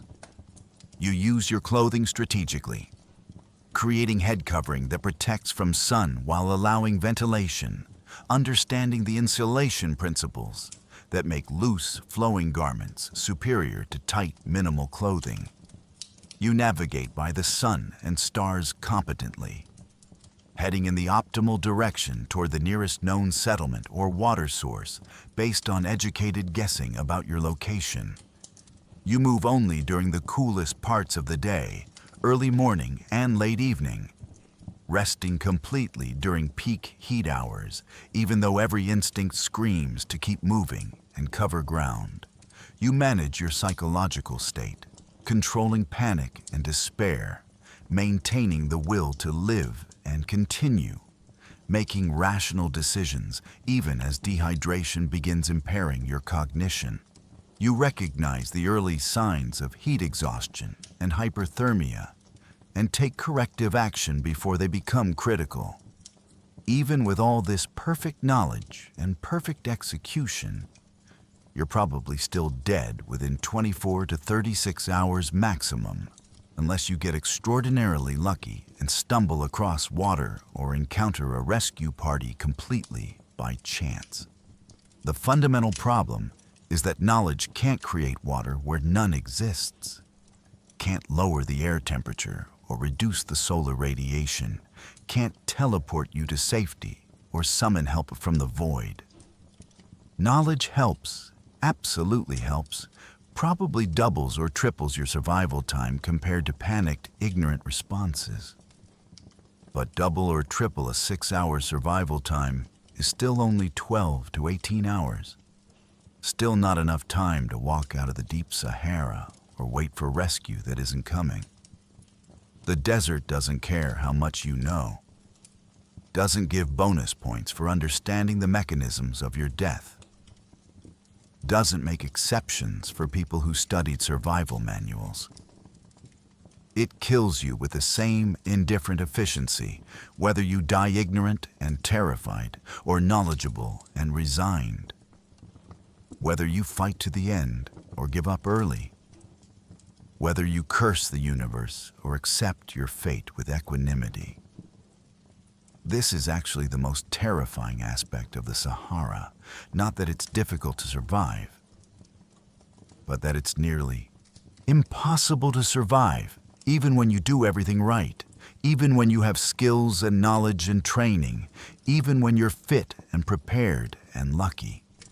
It's a genuinely hostile environment where human survival is the exception rather than the rule, where our species simply doesn't belong and never did, where we only exist at all because of technology and infrastructure and massive resource expenditure that creates bubbles of habitability in an otherwise lethal landscape.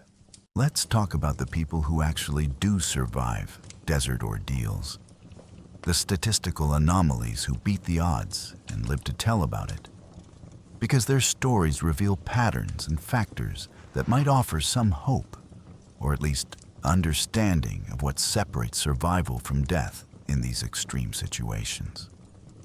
Mauro Prosperi, an Italian police officer and pentathlete, got separated from his group during the Marathon des Sables, a multi-day ultra-marathon through the Moroccan Sahara. and survived 9 days alone in the desert by drinking his own urine, eating bats he found in an abandoned shrine, and eventually stumbling into a nomad camp barely alive. Having lost over 35 pounds and suffering severe dehydration and malnutrition, his survival hinged on several factors. He had some initial water and food supplies from the race. He found shelter in that abandoned building which protected him from the worst of the sun. He had the physical fitness of an elite athlete which gave him reserves that normal people lack. And critically, he was in a region where nomadic herders occasionally traveled, so being found was at least possible. Ricky Meggie, an Australian who claimed to have been drugged and abandoned in the outback, survived 71 days by eating leeches, frogs, and grasshoppers he found near a dam, drinking water from the dam despite it being contaminated, and waiting in place rather than trying to walk out. His story is somewhat controversial, with questions about exactly what happened, but the physical evidence of his survival is undeniable.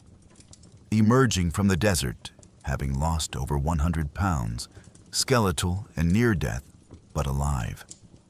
Again, the key factors. He found water, he found minimal food, and he stayed put rather than exhausting himself walking. The pattern in these survival stories is consistent. The survivors either had some initial resources that bought them time, or they found water within the first day or two, or they got incredibly lucky and encountered other people or shelter, and usually some combination of all three. Nobody survives a week in the deep Sahara with zero water and zero shelter starting from scratch. It's thermodynamically impossible. Your body simply cannot maintain function that long under those conditions. The survival stories you hear about are from desert margins or areas with some water or situations where the person had equipment or encountered help. Not from the deep desert proper where you found yourself. The takeaway from studying these cases is both encouraging and discouraging. Encouraging because it shows that desert survival is possible under the right circumstances, with the right decisions. Discouraging because those circumstances and decisions are so specific and so dependent on factors beyond your control that you can't really plan for them or count on them being present. Having the physical fitness and mental toughness of an elite athlete helps enormously. Being in a region where other humans occasionally travel is critical. Finding water in the first 24 hours is essentially mandatory. And even with all these factors aligned, survival often comes down to pure luck. Being in the right place at the right time. Being found just before you would have died. Stumbling across resources by chance rather than skill. The people who don't survive, whose stories don't get told because they're not around to tell them, probably made very similar decisions and had similar levels of knowledge and determination. They just didn't get lucky, didn't find water, didn't encounter help. And so they died and became statistics rather than survival stories. The commercial desert tours and Sahara tourism industry exist because operators have spent decades figuring out how to make desert travel safe through massive logistical support and careful route planning. And understanding their systems highlights just how much infrastructure is required to keep people alive out here. A typical tourist expedition into the Sahara involves four-wheel drive vehicles carrying hundreds of liters of water, satellite phones and GPS navigation, experienced guides who know the routes and hazards, scheduled check-ins with base camps, emergency extraction protocols, medical supplies, backup vehicles in case of breakdowns, and detailed itineraries filed with authorities so people know where to search if something goes wrong. Even with all this preparation and support, Things still go wrong occasionally. Vehicles break down or get stuck. People get separated from groups. Medical emergencies occur. And the difference between these incidents being minor problems versus fatal disasters is entirely the support infrastructure that can respond and extract people before the desert kills them. When tourists die in the Sahara, it's almost always because they left the established routes or ignored their guides or drove off alone thinking they could handle it themselves, essentially opting out of the safety systems and discovering within hours that those systems weren't optional safety theater, but genuine necessities for survival. The guides who lead these expeditions have generational knowledge of the desert, often coming from families who've lived in or around the Sahara for centuries, knowing every water source and landmark and weather pattern in their operational area, able to read the desert's moods and conditions with expertise that seems almost supernatural to outsiders.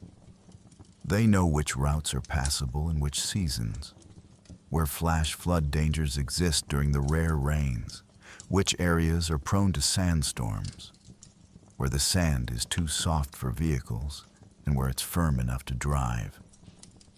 Knowledge that can't be learned from books or GPS, but only from years of direct experience. The amount of water these tours carry seems excessive until you do the math. Each person needs minimum 5 liters per day in summer heat. A week-long tour with 10 people means 350 liters just for drinking, plus water for cooking and washing and reserve supplies in case of delays, easily totaling 500 to 700 liters of water being carried in the vehicles, the weight and volume of which gives you some appreciation for just how water-dependent human survival is in this environment. The vehicles themselves are carefully maintained and modified for desert use, with extra cooling systems for engines that would overheat in normal configurations, larger fuel tanks that extend range, heavy-duty suspension that can handle rough terrain, sand tires or tire deflation systems that improve traction on soft surfaces, recovery, equipment like winches and sand ladders for when vehicles inevitably get stuck. Despite all this preparation and expertise, every desert tour operator has stories about close calls, times when things went wrong and someone nearly died. Situations that got resolved only because of experience and luck and quick thinking, cautionary tales that underscore how unforgiving the environment is and how narrow the margin between a successful adventure tour and a fatal disaster. Climate change is making the Sahara even more hostile and unpredictable. Shifting weather patterns and increasing temperature extremes that make historical survival knowledge less reliable and future desert conditions potentially more lethal. Average summer temperatures in the Sahara have increased measurably over the past 50 years, with some regions now regularly experiencing temperatures above 125 degrees Fahrenheit during peak summer months, temperatures that approach the upper limits of human physiological tolerance, even with shade and water. The temperature increase might seem modest, just a few degrees on average. But those few degrees represent the difference between extremely difficult survival and outright impossible survival, pushing the environment from deadly but survivable with expert knowledge into deadly even for experts with perfect preparation. Rainfall patterns are becoming more erratic, the already rare precipitation events becoming even more sporadic and unpredictable, which affects the few water sources that do exist. Oases drying up or becoming seasonal instead of permanent. Underground aquifers depleting as they're not being recharged by rainfall. The desert expanding at its margins as climate shifts turn previously habitable areas into wasteland. Some climate models predict the Sahara will continue growing, expanding southward into the Sahel region and consuming what little arable land exists at the desert's southern boundary, potentially displacing millions of people and creating vast new areas of uninhabitable terrain. The increased temperatures create stronger thermal updrafts and more intense wind patterns, making sandstorms more frequent and more violent. The meteorological chaos increasing the unpredictability that makes desert travel dangerous, even for experienced guides. Wildlife populations are suffering, species already pushed to the limits of their environmental tolerance, finding that the new climate exceeds their adaptive capacity. Populations declining or shifting their ranges, the already sparse ecosystem becoming even more impoverished. For humans, this means the few biological indicators that might have helped you find water or navigate, animal tracks or migration patterns or vegetation signs, become even less reliable as the animals themselves disappear or change their behaviors in response to changing conditions.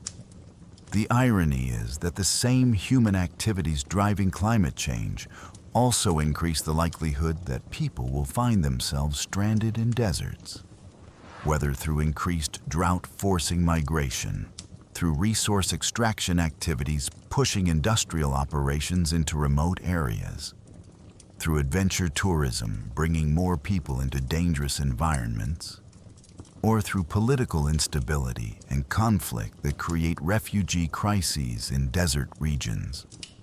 The number of people attempting to cross the Sahara as refugees, fleeing conflict or poverty or climate disasters in sub-Saharan Africa and trying to reach North Africa and potentially Europe beyond, has increased dramatically.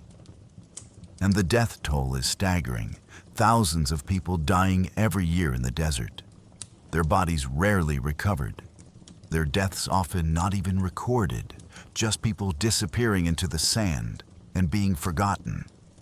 These aren't adventure seekers or tourists who took calculated risks. These are desperate people with no good options making impossible journeys, because staying home means certain suffering or death, and crossing the desert at least offers a chance, however slim, of reaching safety and opportunity. The psychological aftermath for people who do survive desert ordeals is significant and often permanent. Post-traumatic stress and fundamental changes in perspective that persist long after the physical recovery is complete. Survivors frequently report nightmares about the desert, dreams where they're back in the sand dying of thirst, waking up panicking and disoriented, their subconscious replaying the trauma repeatedly. Many develop anxiety around heat and sun exposure, becoming uncomfortable or panicky in hot weather even in safe environments. Their nervous system permanently recalibrated to treat heat as an existential threat. Some become obsessive about water, always carrying bottles with them, unable to feel comfortable without knowing exactly where the nearest water is. Their brain having learned at a visceral level that water scarcity equals death. Others experience survivor's guilt, especially if companions died while they lived, questioning why they survived when others didn't. Wrestling with the randomness and unfairness of who lives and who dies in extreme situations. The physical recovery can take months or even years.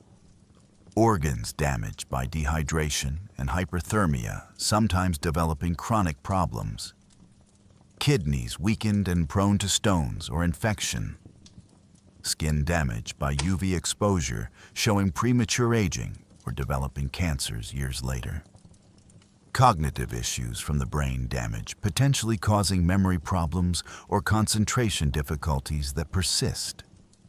Some survivors report a kind of existential shift, a fundamental change in how they view life and death and meaning, coming away from their brush with death either with renewed appreciation for life and determination to live fully, or conversely with depression and anxiety as they struggle to find meaning after experiencing the universe's indifference to their survival.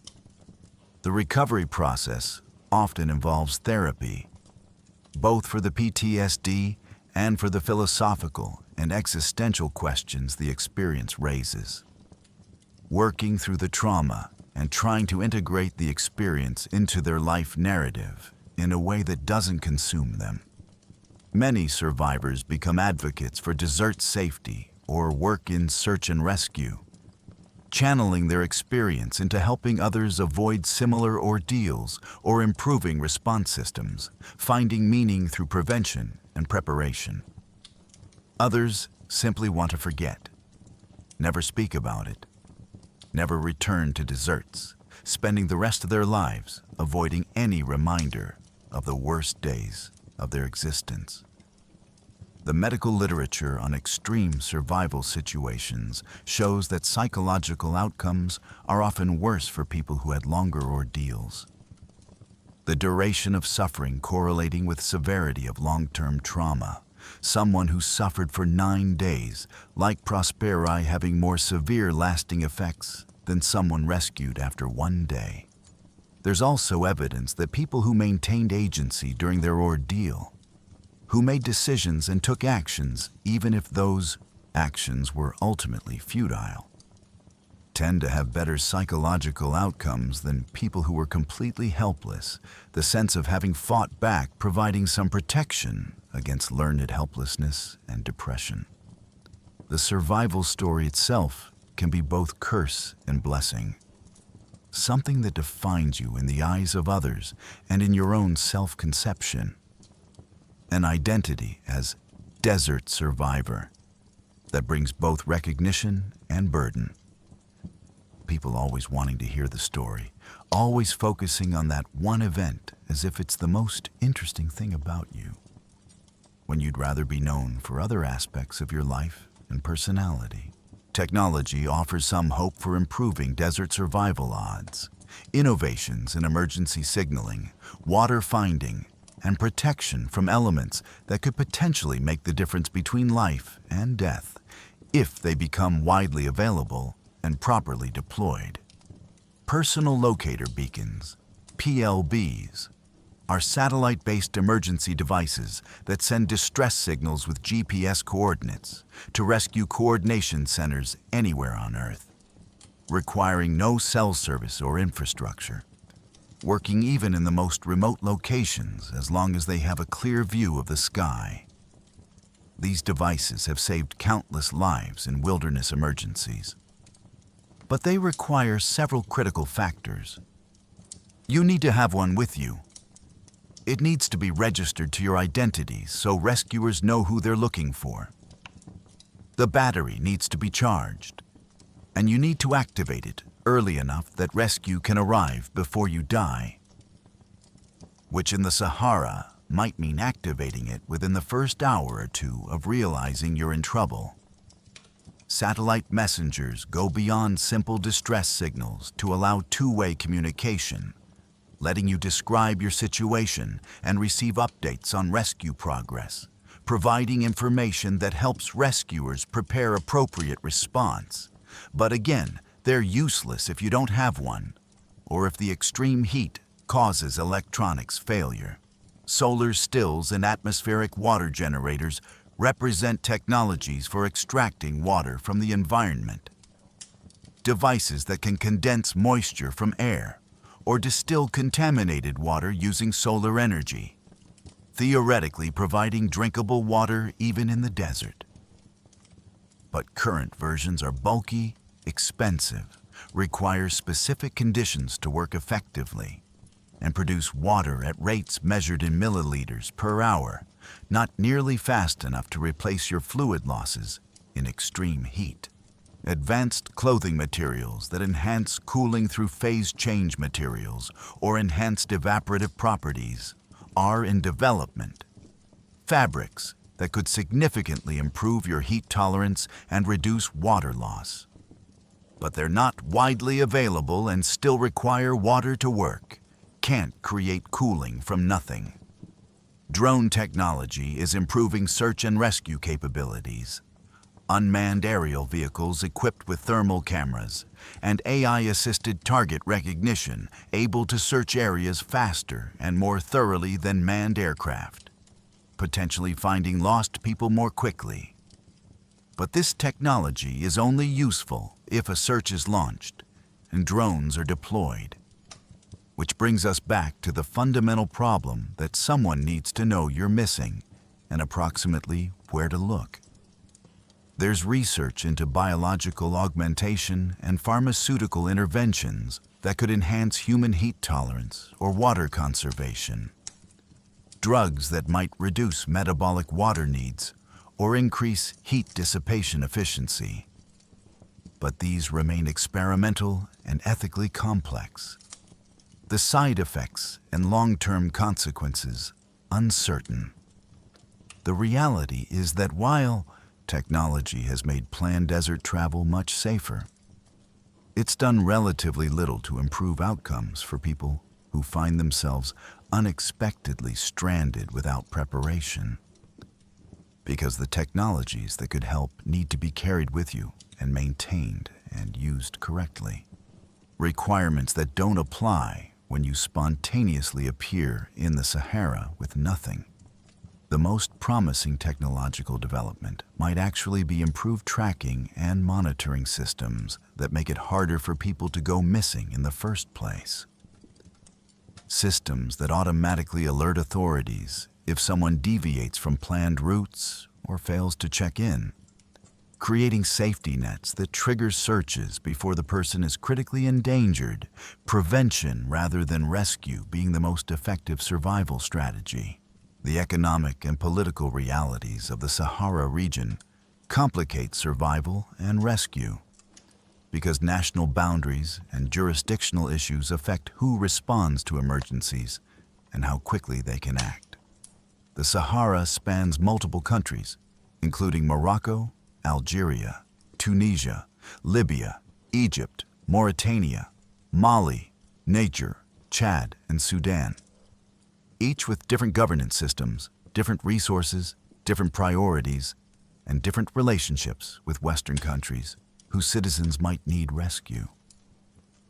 Some areas are controlled by national governments with functioning emergency services and international cooperation agreements, while other areas are essentially ungoverned, controlled by tribal groups or militant organizations or simply empty of any authority whatsoever.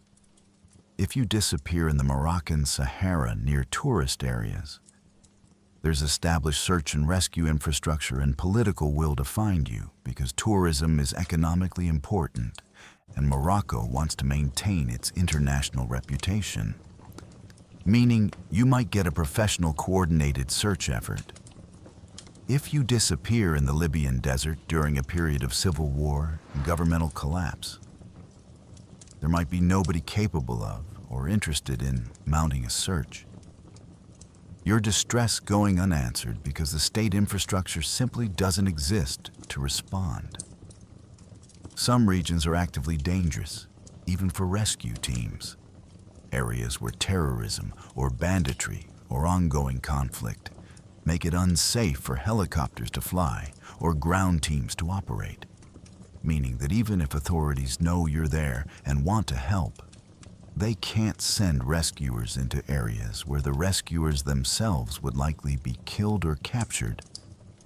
The politics of international rescue operations can also introduce delays. If you're a citizen of one country stranded in another country, there might be diplomatic negotiations required before foreign rescue assets can enter the airspace or territory. Bureaucracy and red tape that takes hours or days to resolve while you're dying in the sand. Some countries simply lack the resources for sophisticated search and rescue even if they want to help. They don't have helicopters or trained personnel or the infrastructure to coordinate searches over vast remote areas, making rescue dependent on whatever limited local capabilities exist. The presence of natural resources, particularly oil and gas, affects the equation significantly. Because areas with extraction operations have better infrastructure and emergency response capabilities than areas without economic value. The companies operating in resource zones maintaining their own rescue capabilities for their workers that might be able to help others in distress if circumstances align. Military presence is another factor. Regions where national militaries or international forces operate might have better access to rescue assets like military helicopters and trained personnel. But utilizing military resources for civilian rescue requires authorization and coordination that can be complicated by politics and rules of engagement. The harsh reality is that if you're going to get stranded in the Sahara, your survival odds vary dramatically based on where you are, who you are, and what political and economic realities apply to your location. Factors completely outside your control that might matter more than your survival skills or physical fitness. A wealthy Western tourist stranded in Morocco gets a vastly different response than a poor African refugee stranded in Libya. The inequity stark and disturbing, but undeniably real. Your value in the eyes of the system determining how hard anyone works to save you. Historical accounts of Saharan disasters provide grim lessons about what happens when large groups attempt desert crossings without adequate preparation, or when circumstances beyond their control turn planned expeditions into catastrophes. The loss of the Cambyses army, allegedly 50,000 Persian soldiers who disappeared in the Egyptian desert around 524 BCE while marching to attack an oasis, represents one of history's great mysteries and possibly one of the largest desert disasters ever.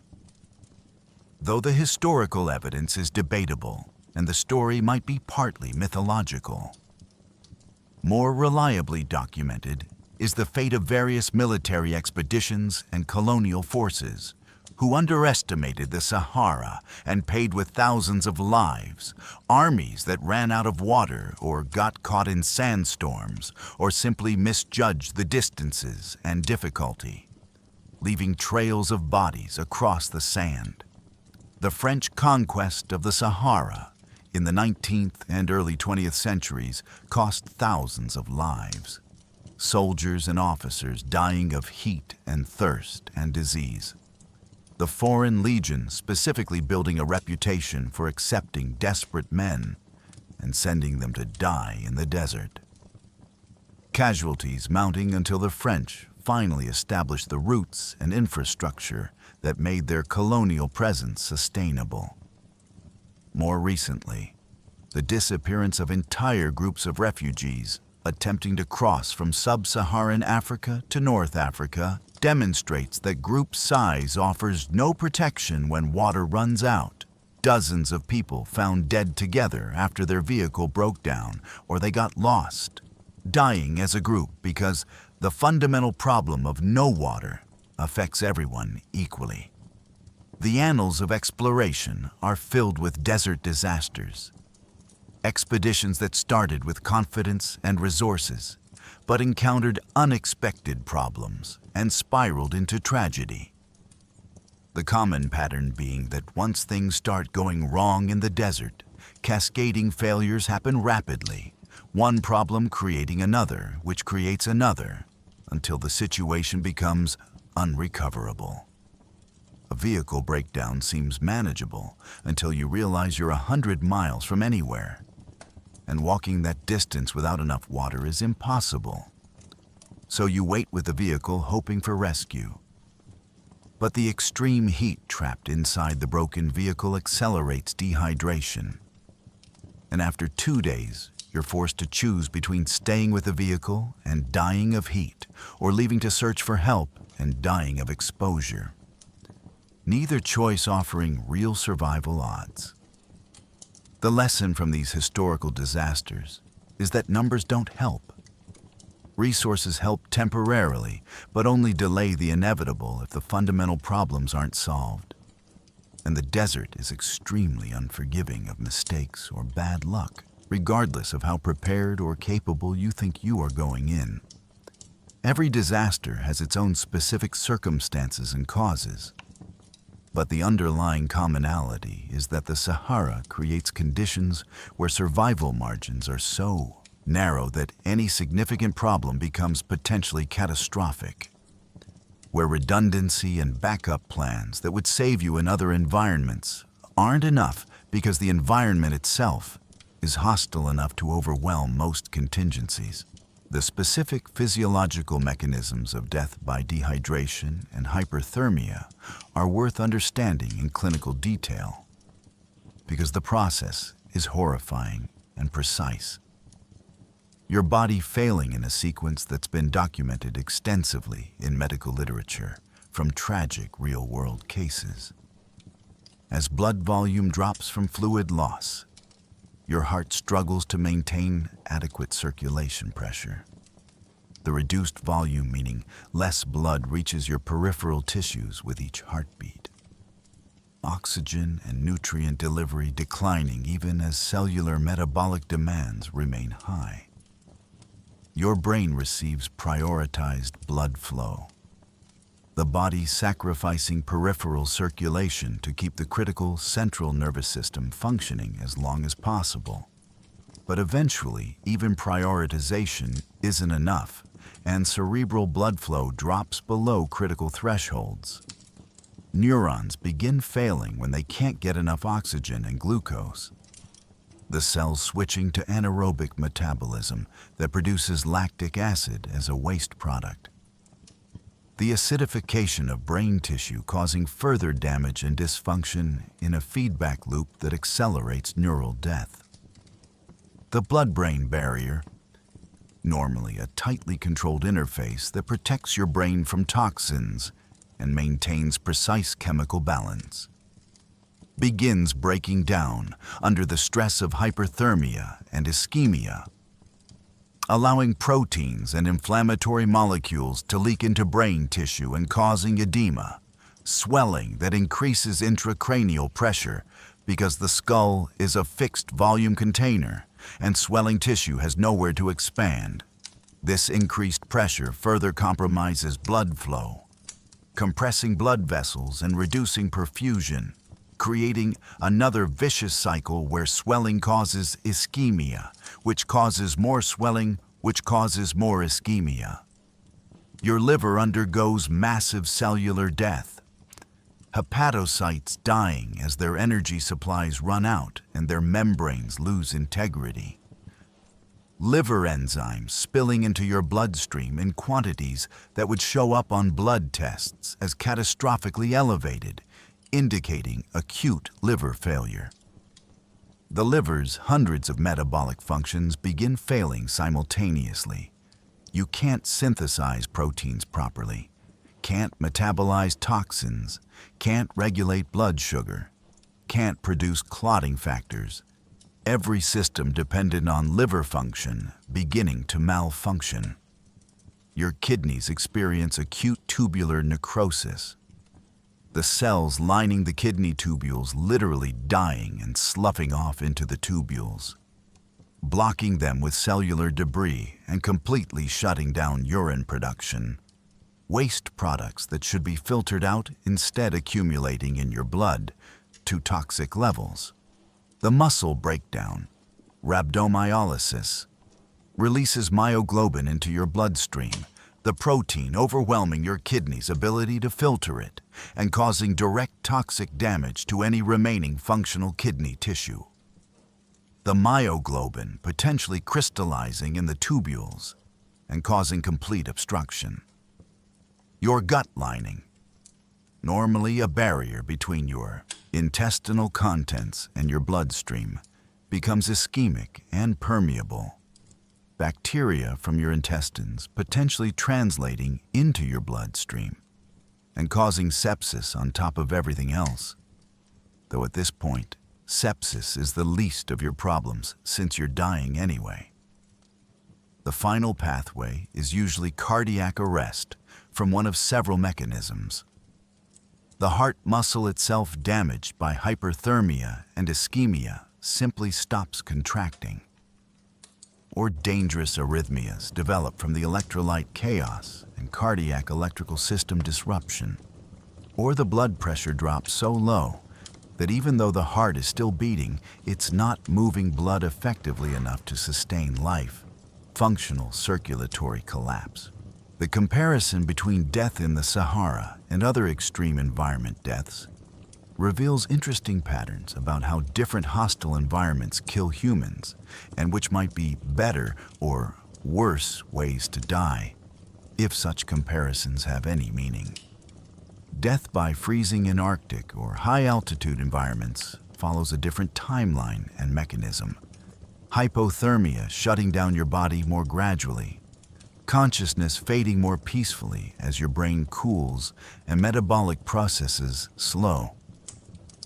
Many hypothermia victims reportedly feeling warm and comfortable in their final moments as their temperature regulation completely fails and they stop shivering. A phenomenon called paradoxical undressing, where dying people remove their clothes, believing they're overheating. The timeline is longer, potentially days rather than hours. Though the suffering during those days as you slowly freeze might balance out against the shorter but more intense suffering of desert heat death. Drowning is rapid, minutes rather than hours. The intense panic and air hunger horrible but brief. Consciousness lost quickly once you can't hold your breath anymore and aspirate water. The brain damage from oxygen deprivation causing death within minutes. High-altitude death from oxygen deprivation shares some similarities with heat death, both involving gradual incapacitation and cognitive decline. But altitude death is generally slower, potentially taking days at extreme altitude as your body slowly fails to get enough oxygen despite maximum effort from your cardiovascular and respiratory systems. Dehydration at sea, adrift in a lifeboat or clinging to wreckage, follows similar physiological pathways to desert dehydration, but typically includes the additional torture of being surrounded by undrinkable salt water. The temptation to drink seawater being intense, and the consequences of giving in, being acceleration of death as the salt content draws even more water out of your tissues and accelerates kidney failure. Death in jungle environments from disease or injury tends to be slower. Days or weeks of fever and suffering from tropical illnesses or infected wounds. The timeline extended, but the suffering arguably worse because you remain relatively lucid and aware throughout the decline. The Sahara death sits in an intermediate position, faster than freezing or jungle disease, but slower than drowning. Intensely uncomfortable, but perhaps less psychologically torturous than being adrift at sea staring at undrinkable water. The existential question of whether it's better to die quickly or slowly, to remain conscious and aware, or to fade into delirium, to die surrounded by beauty or surrounded by hostility. These are ultimately unanswerable because they depend on individual psychology and values, and the dead can't report back on which method they preferred. What's objectively true is that the Sahara kills efficiently, predictably, and with remarkable consistency. The timeline from healthy to dead measured in single-digit hours. The mechanisms well understood and documented. The environment requiring no particular malice or even awareness of your existence. Just consistent application of physical laws regarding heat transfer and water balance that happen to be incompatible with human survival. The final philosophical question worth considering is what your death in the Sahara actually means in the broader context of human existence and the universe's indifference to individual suffering. Your death would be tragic for your family and friends, people who love you experiencing grief and loss. The hole your absence creates in their lives being genuine and painful and lasting for years or possibly their entire remaining lives. But beyond that immediate circle of people who knew you personally, your death means essentially nothing. Another anonymous casualty in humanity's endless struggle against environmental hazards. A statistic if you're even counted, quickly forgotten if you're remembered at all. The Sahara existed for millions of years before humans evolved, and will exist for millions of years after humanity is extinct. The desert completely indifferent to every human who's ever died in it. Unchanged by the suffering, continuing its geological and meteorological processes without pause or reflection. This indifference is perhaps more terrifying than active malice would be. The universe not caring enough about you to even acknowledge your suffering and death.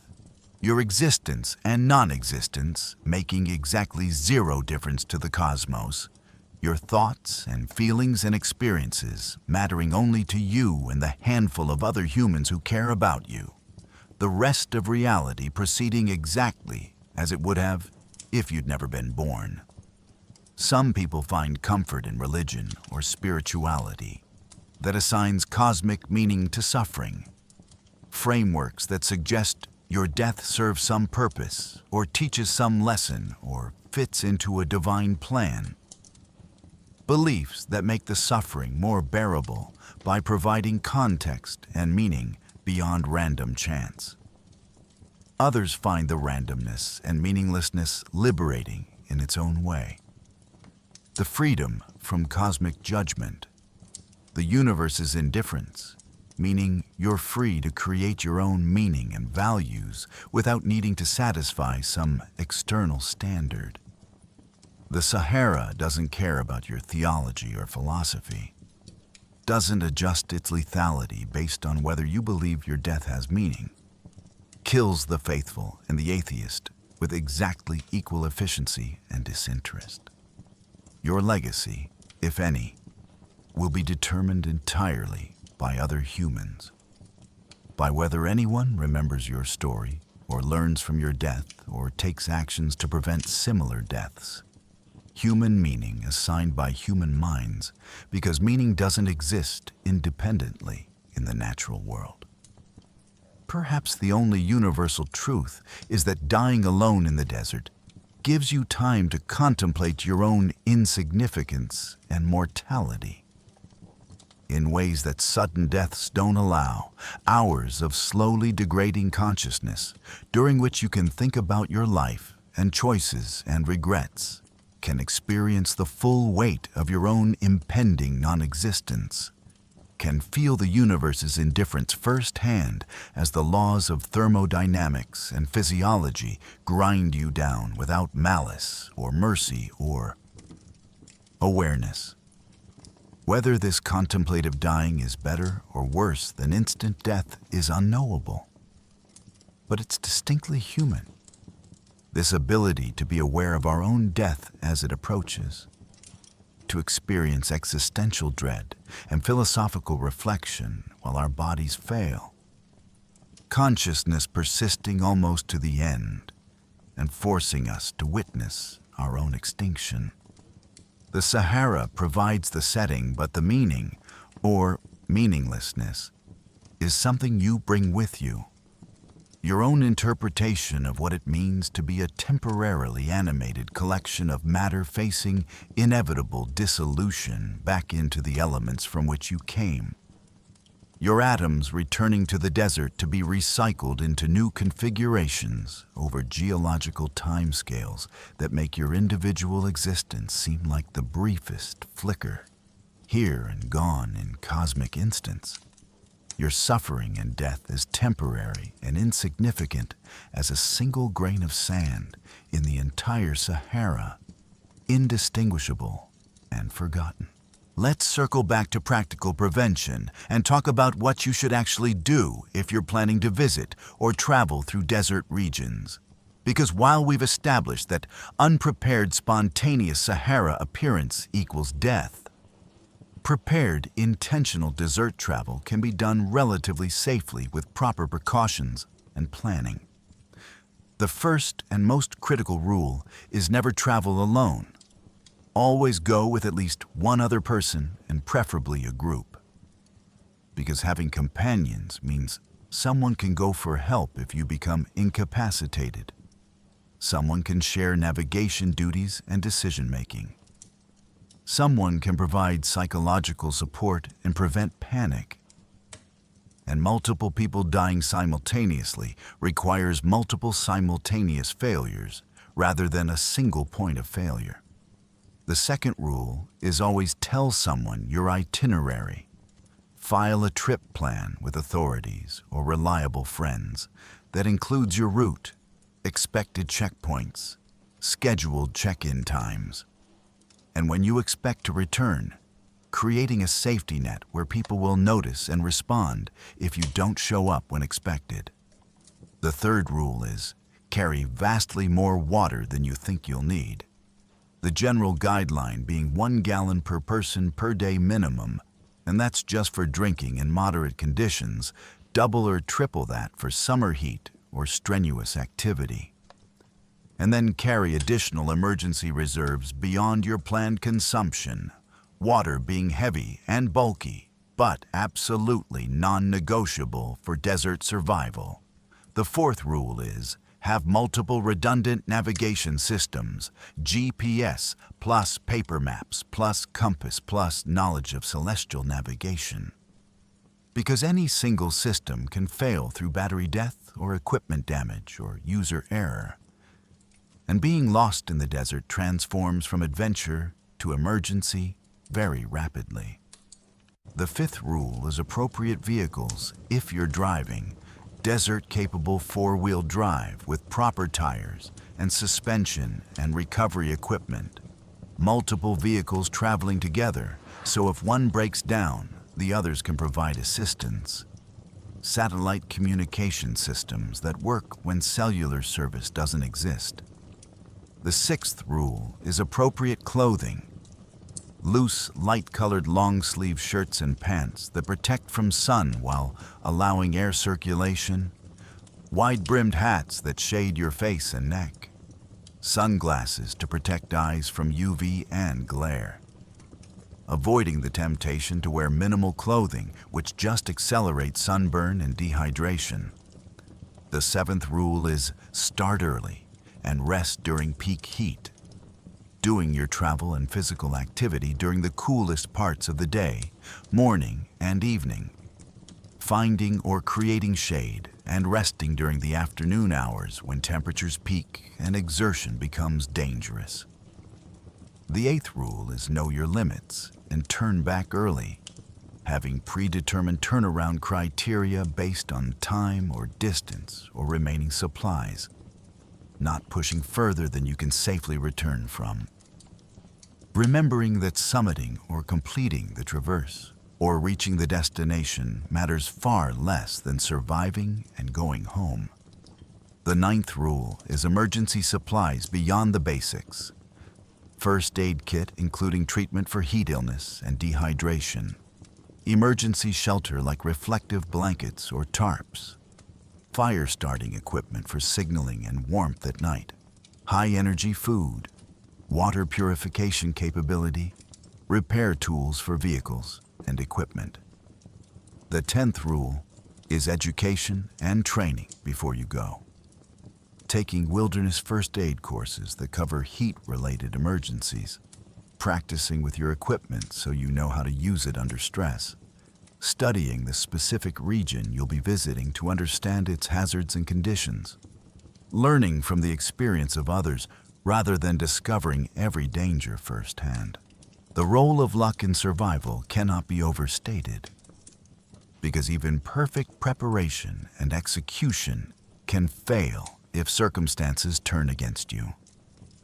And conversely, people who make terrible decisions sometimes survive through sheer random fortune. Luck might be finding water purely by chance, stumbling across an oasis you didn't know existed, your random wandering happening to intersect with one of the rare locations where water is available. Luck might be weather, a freak cool front moving through and dropping temperatures 20 degrees below normal, giving you extra hours or even an extra day of survival time you wouldn't have had under typical conditions. Luck might be timing, a search aircraft happening to fly over your location during the narrow window when you're still alive and visible. The pilot happening to glance at the right spot at the right moment and seeing something that makes them investigate. Luck might be encountering other people, a nomadic group happening to pass through an area they rarely visit, a military patrol extending their route slightly and discovering you, a tourist convoy taking a detour and finding you by accident. Luck might be your body's individual response, some people being naturally more heat tolerant or having more efficient sweat systems or just happening to start better hydrated. Genetic and physiological factors you have no control over. That might give you crucial extra hours. Luck might be psychological, happening to have the right mental state to avoid panic. Your personality and past experiences giving you resilience you didn't know you had, making good decisions under stress through temperament rather than training. Bad luck can kill you just as easily. A sandstorm hitting exactly when you're most vulnerable. A scorpion sting or snake bite adding medical emergency to your existing crisis. Your vehicle breaking down in the one spot where no one ever passes. Starting your ordeal already dehydrated from a stomach illness or hangover that you didn't think mattered. Bad luck might be weather worse than predicted. Temperatures 5 or 10 degrees higher than normal, turning a difficult situation into an impossible one. Bad luck might be search assets being unavailable, the rescue helicopters deployed elsewhere during your emergency, budget cuts meaning fewer resources for search operations, political instability making rescue missions too dangerous to attempt. Bad luck might be timing, disappearing during a period when no one expects you anywhere, giving you days before anyone realizes you're missing. The delay between disappearance and search initiation being fatal. The philosophical question is whether survival should depend so heavily on luck. Whether it's just or fair that two people in identical situations with identical preparation and skills might have completely different outcomes based on random factors. One person surviving because of fortunate timing, and the other dying despite doing everything right. The universe clearly doesn't care about fairness. Desert survival being one of many contexts where random chance can override skill and preparation, where the illusion of control we maintain in civilized environments gets stripped away, and we're forced to confront how much of our fate is genuinely beyond our influence. This doesn't mean preparation is pointless, because preparation improves your odds and creates more opportunities for lucky breaks to save you. But it does mean accepting that perfect preparation guarantees nothing, and that survival often comes down to being in the right place at the right time through no virtue or planning of your own. The cultural significance of the Sahara in human history and mythology reflects our species' complicated relationship with deserts. These environments representing both obstacle and opportunity, death and transformation, emptiness and spiritual revelation throughout recorded history. Ancient civilizations viewed the Sahara as a barrier, the desert separating Mediterranean cultures from sub-Saharan Africa, creating distinct cultural zones that developed largely in isolation from each other until trade routes were established. The desert became a test of human ingenuity. The challenge of crossing it, driving innovations in navigation, animal husbandry with the domestication and breeding of camels, water conservation and storage, route mapping and geographic knowledge.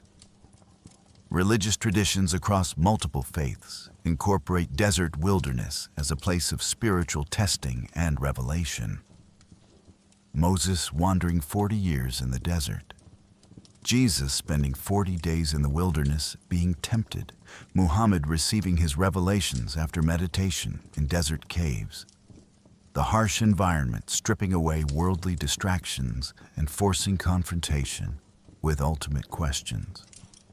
The romantic vision of the desert as a place of freedom and adventure, popularized by Western literature and film, ignores the brutal reality and the thousands of deaths the desert has caused, substituting aestheticized danger for genuine lethality, turning survival stories into adventure narratives that obscure the suffering. Colonial powers saw the Sahara as an obstacle to their African ambitions, and later as a proving ground for military forces. The French Foreign Legion building an entire mythology around desert warfare and suffering that glorified hardship and sacrifice while serving imperial interests. Indigenous cultures that actually live in and around the Sahara have completely different perspectives, viewing the desert as home rather than obstacle, knowing its patterns and seasons and dangers with intimate familiarity, having cultural knowledge systems that encode survival information in stories and traditions passed down through generations. The Tuareg, Berber, Bedouin, and other desert peoples have sophisticated understandings of the environment that make them far better adapted to desert life than any outside expert or adventurer. Their cultures shaped by thousands of years of living in balance with a harsh environment. The modern transformation of parts of the Sahara into tourist destinations represents another chapter in this cultural history. The desert packaged and sold as exotic experience to wealthy Westerners seeking adventure in controlled doses. The real danger minimized through guides and infrastructure while maintaining the aesthetic of wilderness and risk. Climate change is writing the newest chapter, the expanding desert becoming a driver of migration and conflict. Environmental refugees fleeing regions becoming uninhabitable. The Sahara growing and consuming what little marginal land exists at its boundaries, creating humanitarian crises that force new cultural adaptations and displacements. The symbolic meaning of the desert in literature and art continues evolving, representing emptiness and purification, death and rebirth, isolation and self-discovery, environmental catastrophe and human resilience. The desert serving as canvas for projecting whatever meanings and values different cultures and individuals want to explore. The ethics of risk-taking in extreme environments raises questions about personal responsibility, societal obligation, and the costs imposed on others when adventure goes wrong, and expensive rescue operations become necessary. When someone chooses to enter the Sahara for recreation or adventure, understanding the risks and accepting them as part of the experience.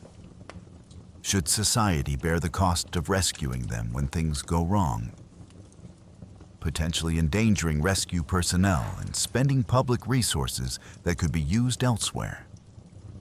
One perspective argues that personal freedom includes the right to take risks, that adventure and exploration are valuable human activities even when they're dangerous. and that a functioning society should support rescue operations for people in distress, regardless of how they got into that situation, treating rescue as a public good like firefighting or emergency medicine. The opposing perspective suggests that people who voluntarily put themselves in danger for recreation should bear the costs of their choices, potentially through mandatory rescue insurance or fees that fund emergency services, ensuring that taxpayers or other citizens aren't subsidizing someone else's adventure tourism or ego-driven expeditions. The question becomes more complex when considering professional obligations versus recreational choices. A scientist conducting important research in the desert deserving more support than a thrill seeker attempting a pointless record or creating social media content. It's further complicated by issues of equity and access. Wealthy adventurers getting rescued while poor refugees die attempting forced migrations through the same desert. The disparity in whose life gets valued and protected, revealing uncomfortable truths about how societies assign worth to different human lives.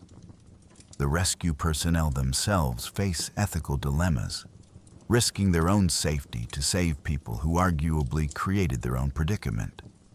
The obligation to attempt rescue conflicting with the knowledge that some situations are unrecoverable and trying to save someone might just create additional casualties. There's tension between respecting people's autonomy to make dangerous choices and protecting them from their own poor judgment.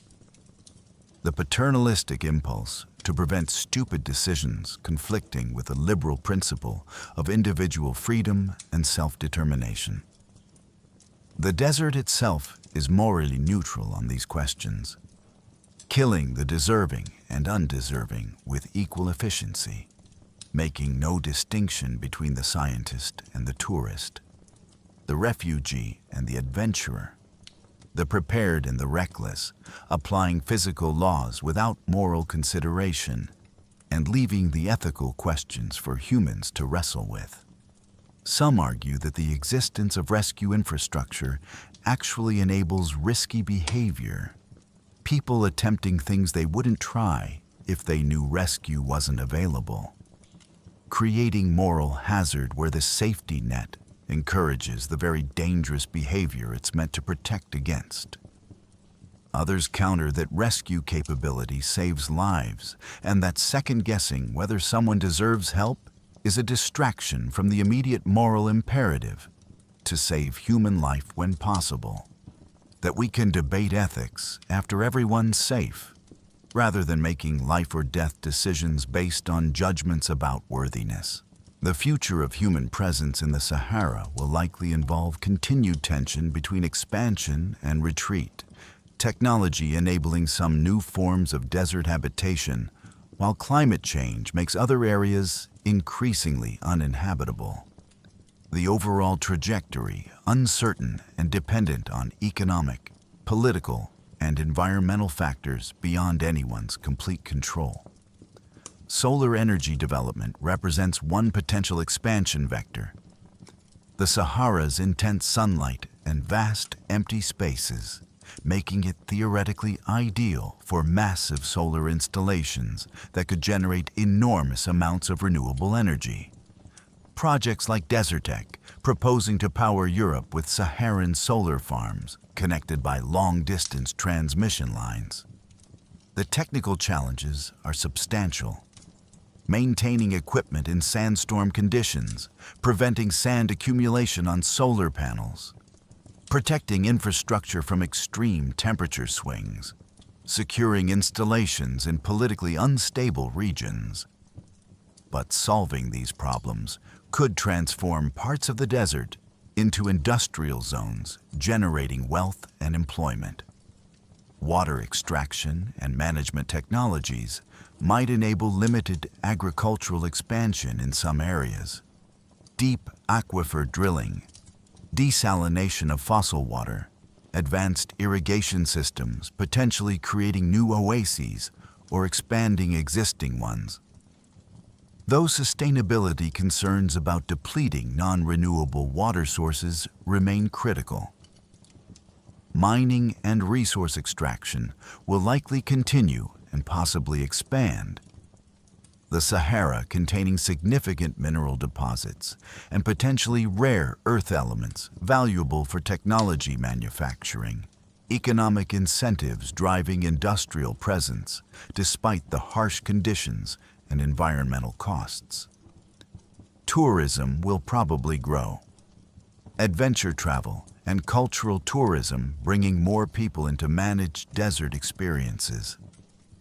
The infrastructure supporting tourism potentially creating economic development opportunities, but also environmental degradation and cultural disruption for indigenous communities. Climate refugee flows will almost certainly increase. Desertification pushing the Sahara's boundaries southward and forcing populations to migrate, either attempting dangerous desert crossings to reach North Africa and potentially Europe, or moving to already stressed urban areas, creating humanitarian and political crises that will require international response. Military and geopolitical significance may increase, the desert serving as theater for conflicts over resources and migration routes. Terrorist groups using ungoverned desert spaces as safe havens, international powers deploying surveillance and intervention capabilities to monitor and control desert regions.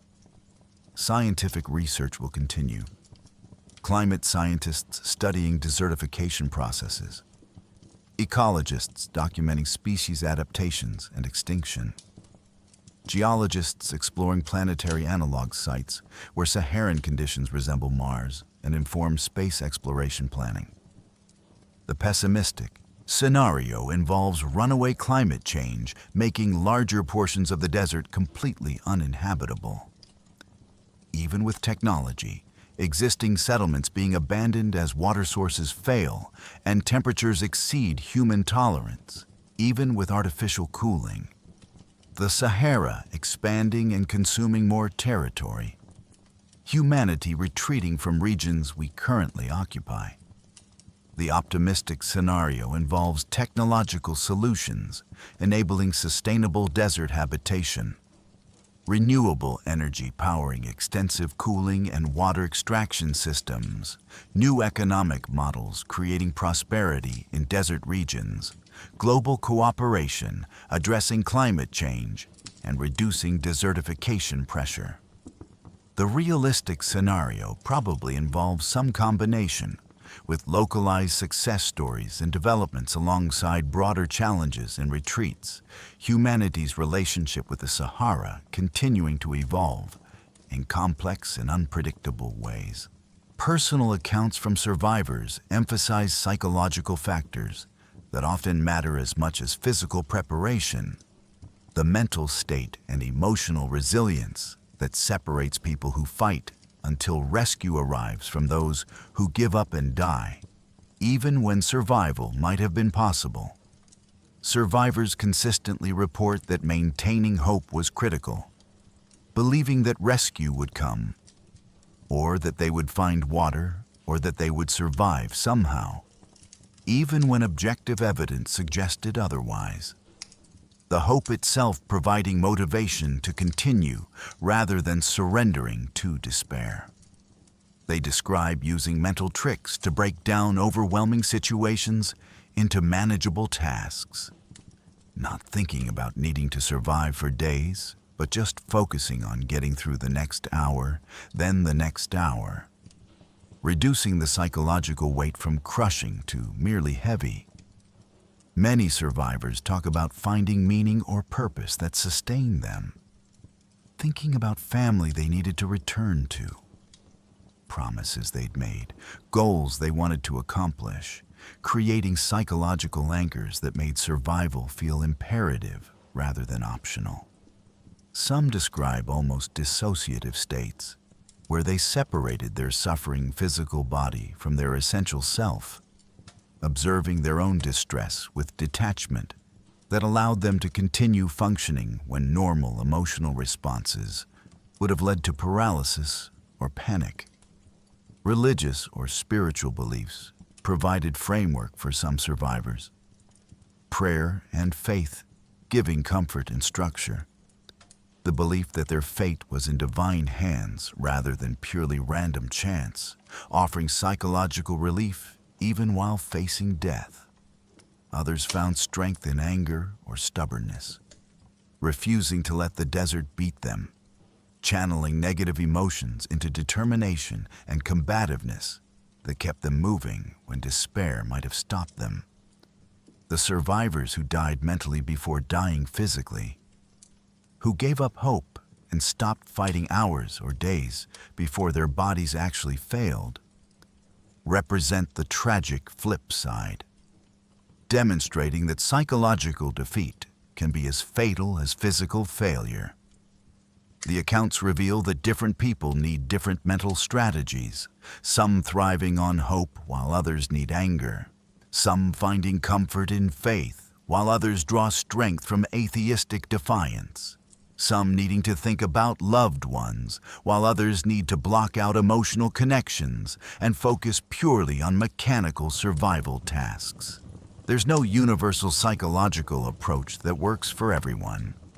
Survival psychology being highly individual and dependent on personality, past experiences, cultural background, belief systems, making it hard to give concrete advice beyond the general principle that maintaining the will to live matters enormously. Training and preparation can build psychological resilience to some extent.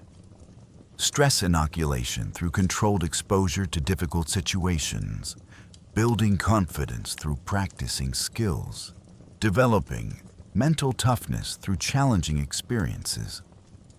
But ultimately, nobody knows how they'll respond psychologically to genuine life-threatening crisis until they're in it. Theoretical knowledge about survival psychology being very different from actually maintaining hope and discipline while dying in the desert. The survivors uniformly describe the experience as transformative, changing their perspective on life and death and what matters, giving them insights about their own capabilities and limitations, creating before and after demarcations in their life stories where surviving the desert becomes a central defining experience that influences everything that comes after. The biological and evolutionary perspective on human desert survival capabilities reveals that we're fundamentally poorly adapted for these environments. Our species evolving in African savannas and forests where water was available and shade was accessible, not in the hyper-arid conditions of the Sahara. Human sweat-based cooling is actually quite sophisticated compared to many mammals. Our ability to produce copious sweat and dissipate heat through evaporation, allowing us to survive and remain active in heat that would kill many other species. But this system requires water replacement that desert environments don't provide. Our hairless skin, an adaptation that enhances evaporative cooling, becomes a liability in intense sun exposure, leaving us vulnerable to UV damage and sunburn without the protective fur covering that shields other desert-adapted mammals. Our large brains, energy-hungry organs that generate significant metabolic heat, create additional cooling demands that make us less heat-tolerant than animals with smaller brain-to-body ratios. Intelligence coming at a thermal cost in extreme environments. We lack the specialized adaptations that allow true desert animals to thrive. We can't concentrate our urine to the extreme levels that desert rodents achieve. Can't tolerate the core temperature fluctuations that camels handle routinely. Can't extract metabolic water from food as efficiently as many desert insects and reptiles. Can't go dormant during harsh periods like desert plants and certain animals. Our evolutionary history prepared us reasonably well for hot environments with available water. The African savanna, where our ancestors evolved offering shade trees and water sources, along with high temperatures, creating selective pressure for heat tolerance, but not for water independence. The migration of humans into true desert environments was enabled by cultural and technological adaptations rather than biological evolution. We used tools and knowledge and social cooperation to inhabit environments our biology alone couldn't handle. Wearing clothes and building shelters and developing water storage and navigation methods that allowed survival where individual unaided humans would die. This cultural evolution happened far faster than biological evolution. Humans spreading into deserts over thousands of years, while biological adaptations to desert conditions would take hundreds of thousands or millions of years of selective pressure. Some human populations that have lived in or near deserts for many generations show subtle adaptations, slightly enhanced heat tolerance, or more efficient sweat production. But these are minor adjustments compared to the massive physiological differences between humans and truly desert-adapted species. The fundamental reality is that naked humans dropped into the Sahara without tools or clothing or water would die. Not because they're weak or unprepared, but because they're simply the wrong species for the environment, as doomed as a camel would be if dropped into the Arctic Ocean or a polar bear transported to a rainforest. Our dominance as a species comes from using intelligence and cooperation and technology to overcome biological limitations, creating artificial environments and systems that allow us to survive and thrive in places where our naked biology would fail. The Sahara being an extreme example of an environment where technology and knowledge are absolutely required for human survival, where individual biological capability matters far less than access to human-created resources and information. The intersection of modern technology and ancient environment creates interesting paradoxes, where satellite phones and GPS coexist with landscapes essentially unchanged since prehistoric times, where the same desert that killed ancient travelers kills modern ones if their technology fails. The illusion of safety that technology provides can actually increase danger. People venturing further and taking greater risks because they have GPS and can theoretically navigate anywhere, not understanding that GPS requires satellite lock and battery power and doesn't help when you're already lost and dying of thirst with no water nearby, regardless of knowing your exact coordinates. The satellite phone provides rescue capability, but only if you activate it before you become too incapacitated to use it, and only if rescue can actually reach you in time. The technology compressing the timeline, but not eliminating the fundamental problem of distance and environmental hostility. Social media and location sharing create new dynamics. People able to post updates about their desert adventures until the moment their phone dies or they lose signal. Their social media presence going suddenly silent, potentially alerting friends that something's wrong, but also creating false confidence that if they got into trouble, people would notice quickly. The technology dependence can be catastrophic when systems fail. People who've never learned traditional navigation skills finding themselves completely helpless when GPS stops working. Younger generations possibly less capable of survival in technology-free crisis than previous generations who learned backup skills. The professionalization of outdoor adventure through guide services and tour operators creates safety through expertise and infrastructure, but also creates markets that encourage people to attempt things they're not prepared for. The existence of Everest guide services, enabling summit attempts by people who'd never try it without professional support, the same dynamic playing out in desert tourism. The democratization of adventure through technology and services means more people experiencing extreme environments, but potentially with less understanding and respect for the genuine danger. Instagram-driven tourism, bringing crowds to remote locations for photos without corresponding. Increases in wilderness competency or risk awareness. The environmental impact of technology-enabled access raises concerns. Fragile desert ecosystems damaged by vehicle traffic and human waste from tourist groups. The increase in human presence causing ecological degradation that ironically destroys the pristine wilderness people came to experience. The data generated by modern desert travelers, GPS tracks and social media posts and satellite imagery creates resources for future travelers and researchers, but also reduces the unknown, the mystery and terra incognita shrinking as every corner gets mapped and photographed and reviewed.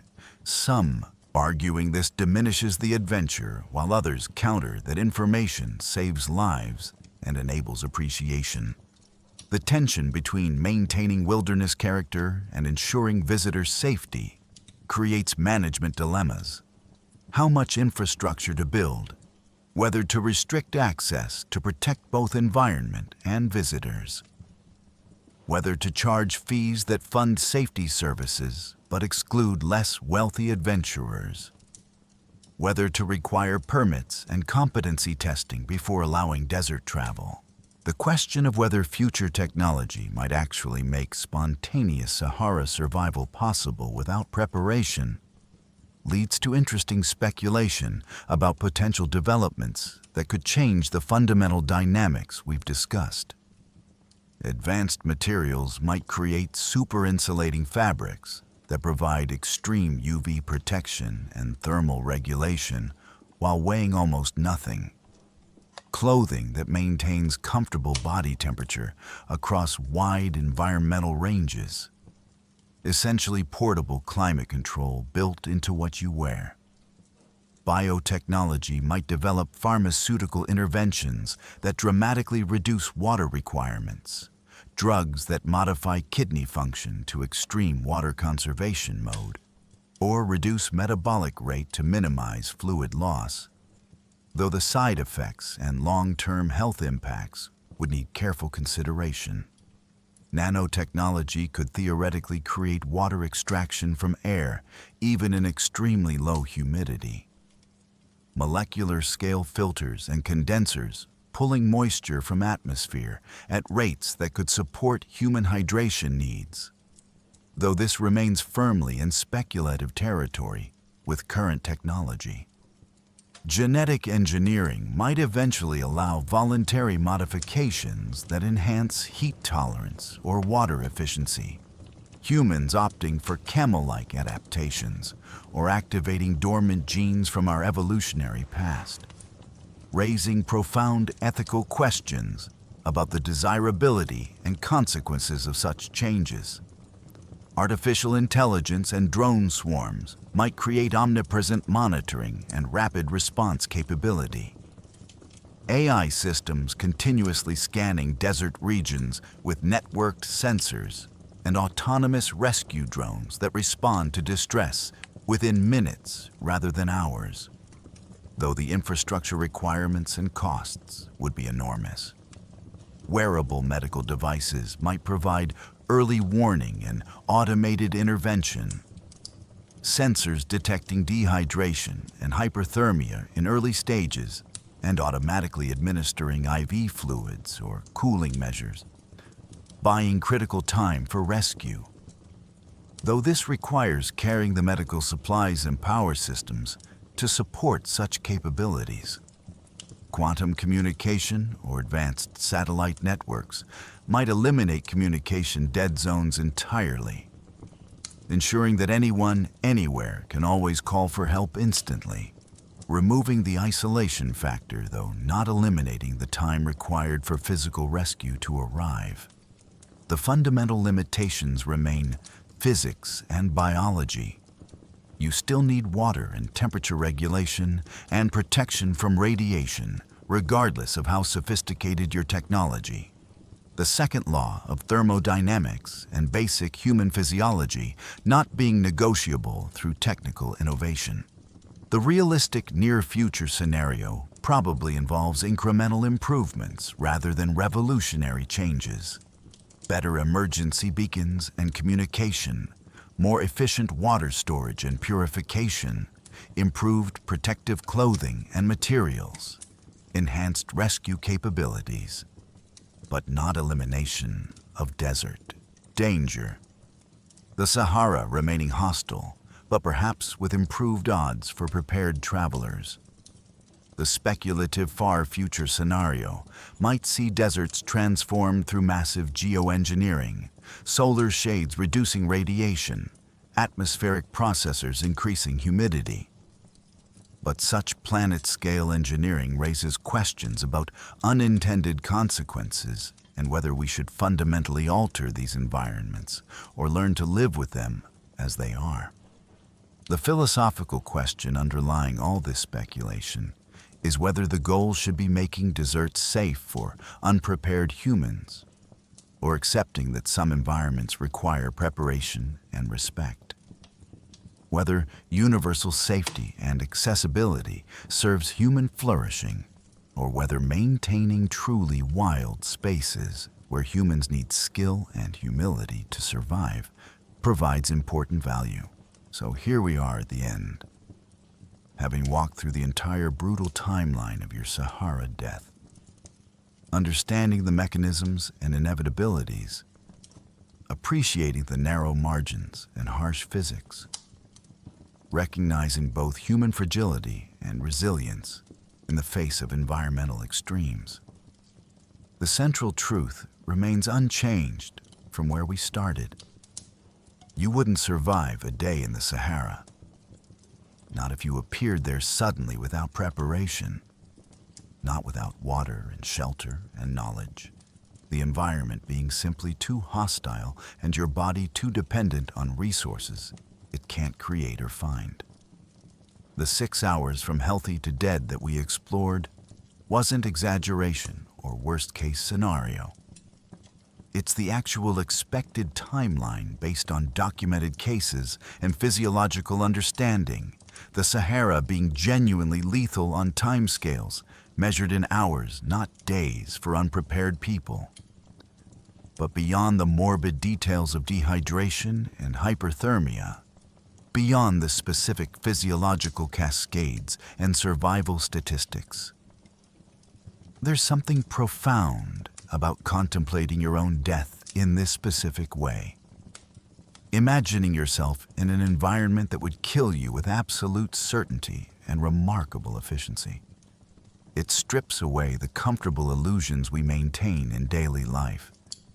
The assumption that we're in control, that intelligence and determination matter most, that the universe is responsive to human will or desire, forcing confrontation with the reality that we're biological machines with specific requirements and limitations, that our existence depends on maintaining incredibly narrow environmental parameters, that we're far more fragile than we usually acknowledge.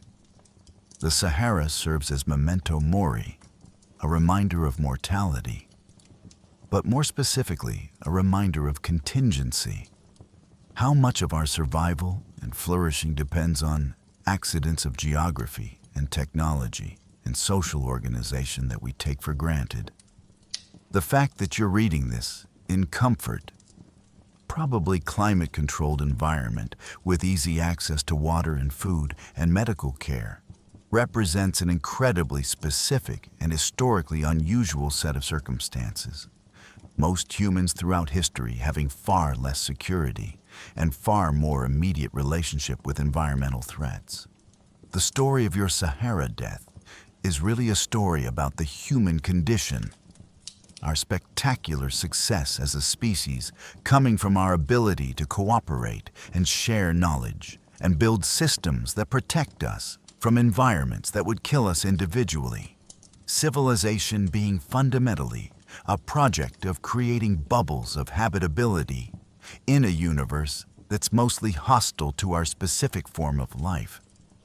When those systems fail, or when we venture outside their protection, we discover very quickly how dependent we are on them, how little our individual capabilities matter without the accumulated knowledge and technology and infrastructure that humanity has built. This doesn't diminish human achievement. If anything, it highlights how remarkable it is that we've managed to inhabit nearly every terrestrial environment on Earth, despite being poorly adapted for most of them, using our intelligence and cooperation to overcome biological limitations that would confine other species to narrow ecological niches. But it's important to maintain perspective, to understand that our dominance is conditional and technological rather than biological. That individual humans separated from human civilization become just another animal subject to environmental selection pressures we usually escape. The Sahara teaches humility, respect for natural forces that don't negotiate or make exceptions, appreciation for the fragility of human life and the systems that sustain it, understanding that survival often depends on factors beyond individual control. If nothing else, contemplating your inevitable death in the desert might make you appreciate your current existence a bit more. The miracle of having water when you're thirsty, shade when you're hot, the comfort of knowing where you are and having the resources to survive another day. The simple fact of being alive in an environment that supports rather than destroys you. These ordinary circumstances being genuinely extraordinary when viewed against the baseline of what the universe usually offers, which is mostly hostility and indifference, and environments where human life cannot persist. The Sahara being just one particularly efficient example of a universe that has no particular interest in your survival and will kill you with perfect efficiency if you give it the opportunity.